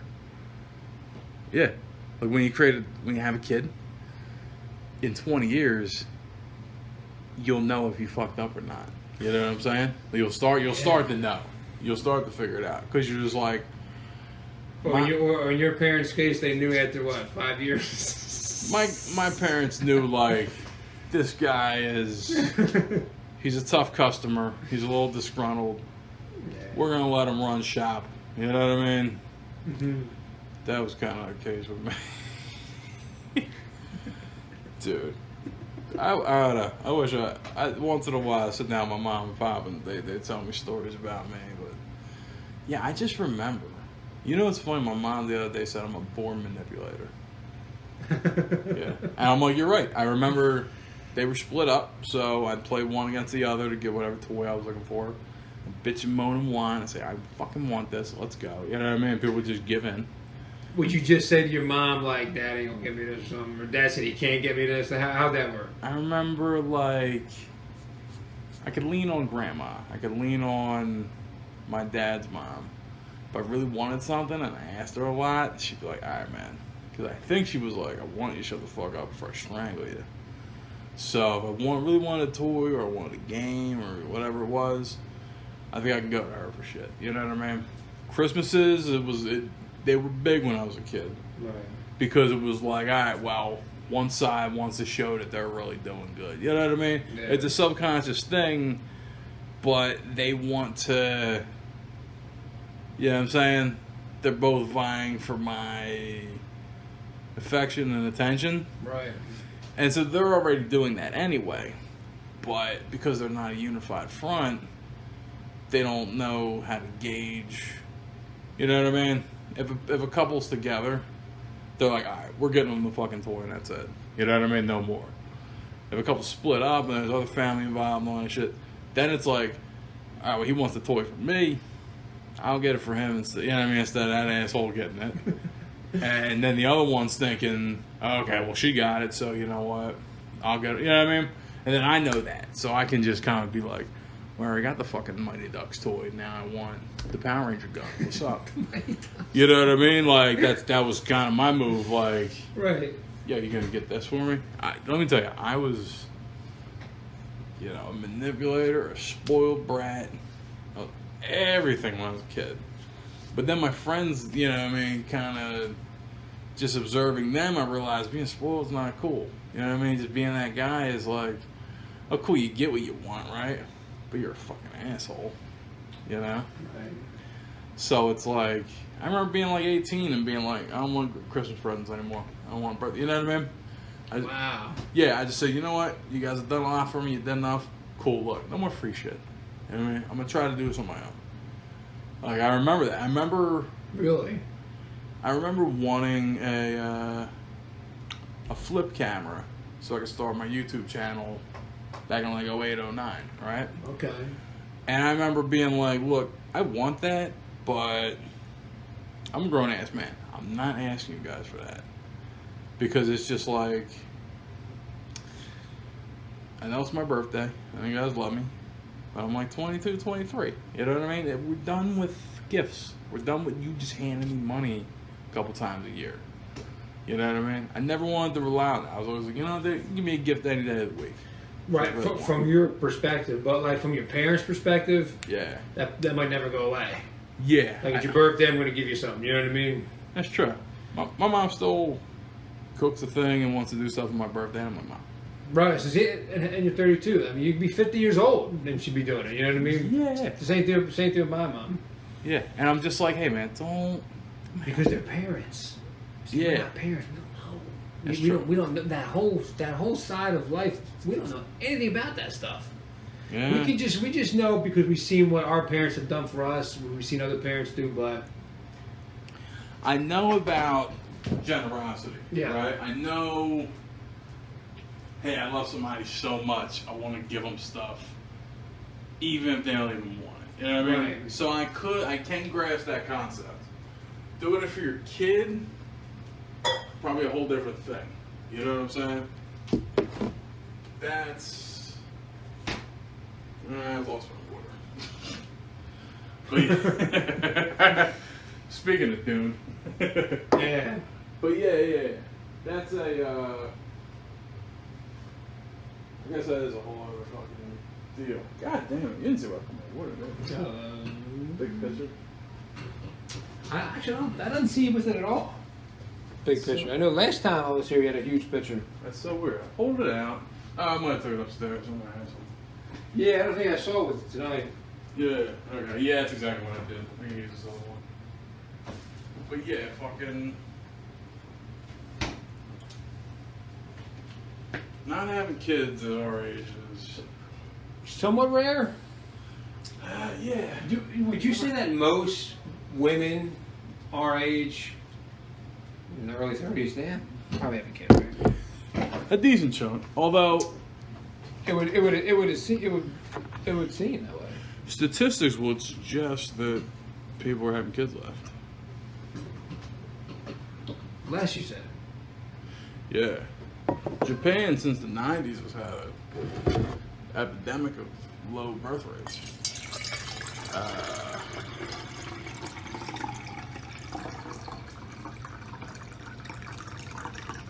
Similar things are happening in like Korea. I think, I don't know if America's going through the same thing. But people are deciding to get married less, have kids less, maybe just have one kid if they do, you know.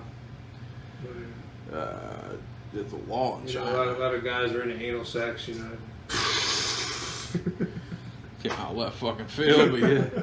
Nah, I know what you mean. A lot of dudes are eating ass now. Yeah, they're like, you know what I mean? If one would believe the rumors of the desert. Like, yeah, it's all this anal sex, you know. Of course the pregnancy's going to go down. Yeah. You know what I mean? Well, now you got IUDs. Yeah. Chicks are just corking up. So, there goes that problem, right? Remember birth control? Yeah. Remember old, what's her face? Mm-hmm. She got on birth control and she started being nuts. Yeah. So that's kind of cool that there's I mean, that's harsh. Like, if you want to have unprotected sex, you have to take a pill that's actually going to change your mental state and your hormones. You know what I mean? That's so, like, we live in a culture of just, you know what I mean? Just Yeah, go for everything. That shit blows my mind. I don't know. It's like, I wonder, like, I mean, a lot of women, they get pregnant. Did it just happen, or do they want to get pregnant? Wait a minute. I think a lot of women, like younger women, they get pregnant. They just find themselves pregnant. Well, I remember They're just having sex and whatever. You know, what I mean, they use condoms. I mean, now they're pregnant. Yeah, I remember with me and what's her face. Right. It was very much intentional on our part to try. Right. Even though we were young, we were in no position to even. I mean, she's pregnant. You know that? She's pregnant. Yeah. She's pregnant now. She's been pregnant for about maybe, I don't know, maybe 5-6 months. That's why I haven't heard back from her. Yeah, some dude that she's with. Yeah. Wait, 5-6 months. Okay, I'm good. But yeah, we just had out of nowhere. She told me, Yeah. You friends with her on Facebook? Yeah, I got her on Messages, but Yeah. I don't catch the updates, but That kind of shocked the hell out of me. yeah, Because that's something she always wanted. yeah. You know what I mean? So. That's another bullet, huh? I thought she was barren. I kind of thought that myself too at one point. Yeah, well, we You would. know what I mean, right? Both of us would know. But yeah, you know. Yeah, that's cool. But yeah, I guess there goes that shit, huh? she was here. This time last year. I hung out with her. You know how that went. Yeah, what'd you do? Nothing. Yeah, you're. Nothing. Just because I just. As far as that goes, I'm a priest, not a saint.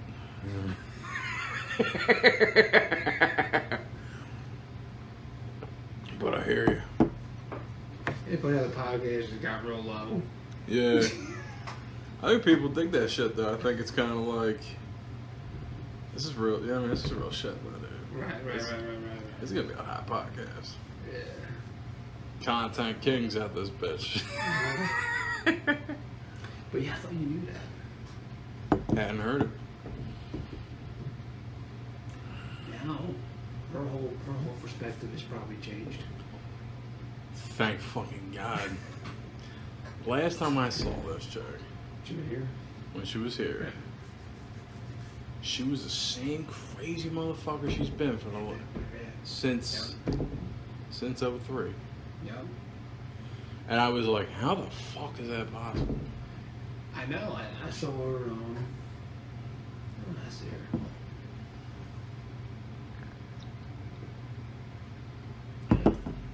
Also, about a year ago. Yeah. You know what I mean? We Yeah. went to the mall. We got something to chill for a little bit. We drove around. Yeah. And I was there saying something. The person hasn't changed. You know what I mean? Yeah. Yeah, it's her. Like, it's her. You know what I mean? Like, it's... God, that blew my mind. I'm like, Yeah. she admitted it too. She's like, nah, same old crazy bitch. And I'm like, Right. ooh, how? Yeah, that's. I respect it on some level. I'm still doing me. Fuck you. I think my theory is if you stay if you stay single, if you stay on your own thing for long enough, you just get crazier and crazier every year. When you're unstopped, when no one's putting roadblocks on you, you just fly off the fucking rails, and you just, you know what I mean? Yeah. Look at us, single, nobody to answer to. I'm out of my fucking mind. You know what I mean? I'm somewhere in fucking deep space. Just with my bullshit, you know what I mean? Now if I had a wife, right, or I was gonna have a kid, I'd still be similar, but I'd be like, man, I gotta take care of shit. I gotta be a cool dude. I gotta set a good example. So I'm gonna set aside. I'm going to set aside certain behaviors that I normally wouldn't set aside because I'm single and I can do whatever the fuck I want. Right. So what it is? Yeah, a man is only as faithful as his options. Whatever options I have, I'm gonna exercise. I don't have those options, I'm not gonna do them. Mm-hmm. I hear you, man. So you do by necessity, right? Exactly. If you gotta do it, you do it. Yeah. You don't gotta do it, why worry about it? Yeah. Look at the thing as big as climate change in this Yeah. world, right? No one's gonna do a thing about that. Reason being, people aren't dying obviously from climate change. More tornadoes are hitting and storms and all that shit. You know what I mean? But no one can prove that's from climate change. I mean, scientists can point it. Yeah, they could give you. They can point at a high frequency, right? Right. Yeah. But people don't see it that way. They're Right. like, They won't see it that way. they're like, there's just more tornadoes because of fuck. You know what I mean? And it's just like, so in a person's personal life, people don't change until they hit rock bottom and they decide, I'm not this guy. I want to, you know what I mean? I want to do something better. You know? Mm-hmm. As a unit of 8 billion, same deal. Some of us are busting moves. Most of us are saying, fuck it, we kind of want to do what we want. We don't want it to get in the way of jobs and industry, so fuck it, you know? Yeah. Which is, it's a weird dichotomy. There wouldn't be 8 billion people on this planet if it weren't for the technology that we've used to make life easier, right? And more ubiquitous. And the thing is, we're going to need those lives, those brains and those ideas and that manpower to actually solve the problem that got us here in the first place. You know what I mean? If humans as a race, if we were a little more, if we were wiser, we thought of our actions more, and we moved more of as a collective and less as individuals, we might have known earlier that if we just grew small and deliberately, right? Which is interesting, going back to the Bible, because it says be fruitful and multiply. Right. I mean, so it is somewhat the cattle. It's an original idea out there. Like, hey, keep going. You know what I mean? Right. I mean, the idea is. See, the thing is, if we were like all different planets all over the galaxy, Yeah. then sure, be fruitful and multiply. But to what extent, right? Yeah. Not because we're still a one planet species. It's kind of like Right. See, that's what I'm saying. That's what I mean. Like, we've gone too far in the last 100 to 200 years. We've gone. Yeah. We've gone kind of out of our minds. Yeah. You know what I mean? Yeah. As a race, We're not supposed to be evolving this quickly. We're in the casino. We're not supposed to be multiplying this fast. Yeah. It's like we're in the casino. It's like with cancer. And we keep, it's like we're in the casino and we keep betting all our chips on black at the roulette table. And we keep winning. But now our chips are so fucking high. And we keep, you know what I mean? And we're not leaving the casino. And we're not at least stopping to go take a break and chill at the hotel. You know what I mean? Yeah. That's what the human race is doing. We just keep rolling. We just keep playing blackjack. And there's got to be some kind of responsibility with this stuff. It would be nice if there were a responsibility, but because humans we don't think and operate as a collective. The human experience only happens one at a time. You know. I got to be honest with you. I feel that technology to just kind of chill for a little bit where it's at. I don't think they should make anything that we have more advanced right now. You know what? Well, what they should advance is things like medicine. Medicine, I think agriculture. You know what I mean? You know, they should advance things like medicine, and you know, like just certain forms of maybe communication for certain things, and maybe certain forms of travel. Yeah. You know what I mean? But they like you know, our cell phones are as good as they need to be. Everything's as good as like the way we stream stuff to watch stuff. All these the way cars are. Everything's as good as it needs to be. They don't need to keep advancing stuff like that, making us more spoiled. You know what though? There are certain technologies that you can improve upon year after year, make it more efficient. That's true. So with cars, I'm down for that because you can improve emission standards. There's 4 facets of technology. Okay. There's medicine, communications, Okay. transportation, and the 4th one is weapons. Say that again. There's 4 facets of technology. Yeah. There's medicine, Medicine, communication, transportation, and weapons. and that's all there is. I mean, I'm sure you could throw a few more. They're the 4 basic There are subcategories, like on this pillars space. of technology. Yeah. Interesting. You know what I mean? Yeah. And you could take certain things and it would be thrown into like that category, I think. I gotcha. You know what I mean? Like if you took the foods that we eat to make us more healthy, well, you throw that under medicine. Okay. You know what I mean? Yeah. Cell phones and all that stuff. That the internet, that's all communication. Yeah. Faster cars, better, more efficient planes. That's all transportations. And of course, war. The weapons that we make to fight. That's all weapons. Swords and shields all the way up to nukes and shit. Right. Communication. Any kind of phone, internet. Papyrus to the iPhone. Yeah, right. Travel, the wheel to the Hyperloop. Right, and then Medicine, whatever to whatever. medicine's Yeah. agriculture to fucking Viagra. Basically, Viagra. Yeah. We're not there yet, though, Sean. We're 32, 33. We're not there yet, Viagra. We got some ways to go for that one. I heard this is the best age to start taking Viagra. Yeah, but shouldn't you just? I feel you should only take it if you need to take it. Buddy of mine, yeah. Here's how easy it is to get Viagra first, though. Some guys in Yeah. their 20s do suffer from erectile dysfunction. That's Some true. guys, it's just a condition that some people have. It's not even a thing to look down upon. Like, oh, you got that? Yeah. It's a condition. It's just, yeah. You know what I mean? Buddy of mine, here's how easy it is. Here's how easy it is to get Viagra right now, right? Buddy of mine filled out a form. He had an email 5 minutes later from a doctor. They went back and forth for a bit about his condition.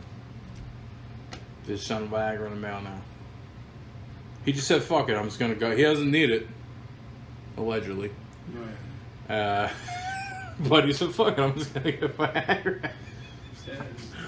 That's what happens when you get old and no one's checking you. You start doing dumb shit like that. Isn't that funny? It's that easy to get Viagra. Wow. You want Plan B or some shit? Or some RU-486? That's a fucking doctor's consultant. You want dick pills? I mean, first off, you walk into a gas station, you want dick pills. You know? But you want, like, the legitimate shit? Yeah. You email a doctor, he doesn't even give a fuck. You know, you know what I mean? It's just like, yeah, let's make this shit as quick and easy as How possible. expensive is that shit? Viagra, not expensive at all. Right.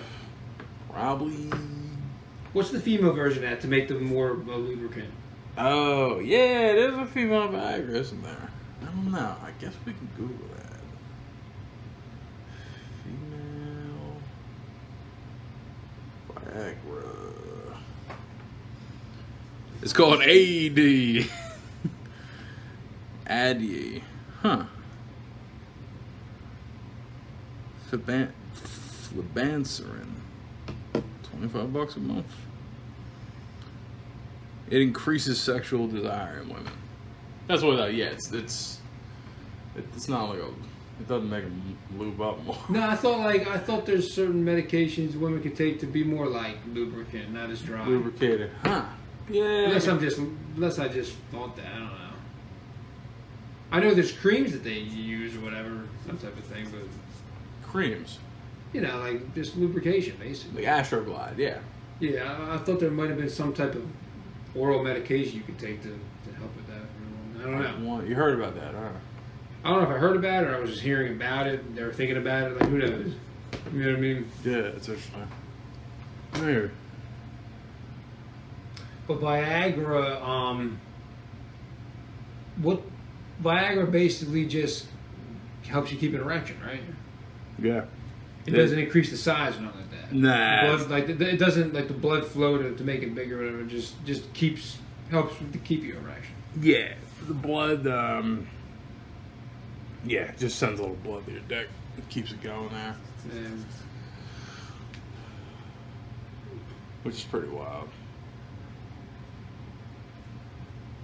But if you're someone that's like, you know, if you're just a regular guy, you're not even old. If you're really like out of shape, yeah, and if you just psychologically you're not there, yeah, it's not the same. It's like it's gonna be hard for a guy like that. that's true. Well, we've had these kind of discussions. I think, You know, when you're 18 years old, you're so jacked up mentally, like sexually. Your dick. You're just ready to go. Your dick gets hard at the drop of a hat, so it's fine. Right. But Yeah. after you've had a lot of like sexual experiences and Yeah. When you're a tired old man such as you or I, it just looks better and better every year. My dad asked me if I could find him like bootleg Viagra one time. He's like, "You can get some on the internet." thankfully though, right now at 33, I'm still good in that department. You know what I mean? I'm still fine. Is it this now? Look, is it the same when I was? I'm 33. Is it the same when I was 21? No, but it's still good enough. Yeah. You know. That's true. You still got a couple fights left, then, yeah. Yeah, like look, for instance, when I was younger, dude, I could literally last for hours. Yeah. I could have sex for 2 hours straight. Could I have sex 2 hours straight right now? Yeah. No. You know what I mean? No. I'll tell you, I got the reverse problem. When I was younger, I had to have a series of fucks, right? So I had to fuck for 10 minutes, come, you know what I mean? Give it a break, do it again. You know what I mean? Yeah. That was my move. Right. As I got older, I started lasting longer. Okay. Then I started reaching the point where I can't come. I can fuck. Really? Comes tough. See, I've always had great control over that. Like I could, if I wanted to, I could last for well over an hour. Like I said, 2 hours was the most I ever did. 2 hours was the most I ever did without stopping at all. Like different, Jesus Christ. different positions and all that, right? But you see, I have this ability that I could hold it, but also if I want to come in 30 seconds, I can. Well, okay, you were a supreme swordsman. Yeah, like if I got to hold it for an hour or more, no problem. But if I choose to come within 30 seconds, I could. That's wild. You know what I mean? Yeah. But just like it's just age. It's still good enough for anybody. It's just not as potent as say it was. That's all. Yeah, I think what happened to me was my taste in pornography became so skewed, right? Yeah. You gotta be careful with that shit. Yeah, so what happened to me was, now it's like I need to watch, pornography equivalent of a beheading. So, you know what I'm saying? Right, For me to be right. like, oh, that's great. You know? And that's why, to be honest with you, porn you shouldn't. Porn's alright, when you're younger, but like I don't think anybody should really watch it because it really gives you a weird idea of what it is. You see all this wild stuff in porn, right? Yeah. And then you go to actually be with a girl, and then it's just basic as hell. And you're That's just true. like, really? Like, you know what I mean? Yeah. Like that's all. Like that's all it really is. I think porn's a young man's game. I think you watch it when you're young, you see some crazy shit, and then you're in prime shape to actually make this a reality. Right. Yeah. Yeah. I think that's what I did. I just saw too much wild shit. But it's just like it's just a natural course of aging. Yeah. I once heard that a man's sexual peak is 17 years old. In other words, when he can perform the best sexually will be 17. A man's sexual desire, like when he wants it the most, is 24 years old. Really? Now, of course, it's different for everybody. That actually makes sense. It does make sense. I can remember like my early 20s, 23, 24, it was like, that was all there was to life. Yeah. There was nothing but that. Yeah. You know what I mean? And I do remember that being like 17, 18, that's when you could definitely perform the best. That's true. You know what I mean? Yeah. I've been trying to fuck before I knew what fucking was. Right. All right, first chick I ever kissed was like first grade. You know what I mean? Right. Like that, I was trying to hook up with chicks that age. I think I was maybe imitating things I saw on TV, you know? But...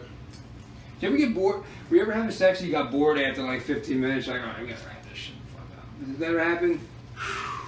It's like you're fucking and all that, and like after 15 minutes, you're just like, all right, I had enough of this shit. I hope she's done soon. You know what I mean? I hope she's done soon. You know what I mean? Like, my ego. Like you're real into it, man. After 10 minutes, you're just like, oh, come on. If I had such a large ego, I probably would feel the same way. You know what I mean? Yeah. But I enjoy the act. You want one of these for sandwich? You know what? Actually, yeah.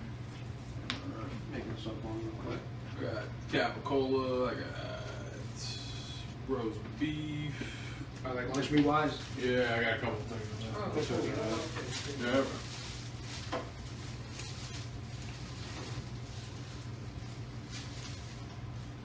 I'm gonna wrap up the podcast and then we can do that show. Good. Been fun though, man. Yeah, man. A lot of good stuff. All right, ladies. Yeah, come over here and say bye. All right, ladies and gentlemen. This has been. We're gonna talk about some other bullshit.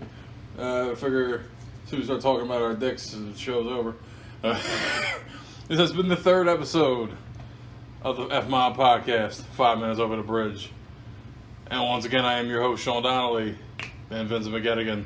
It's been real, guys. We got a good 3 hours in, so that's good enough, right? Yeah, that's good enough for me. Yep. Have a good one, guys. All right.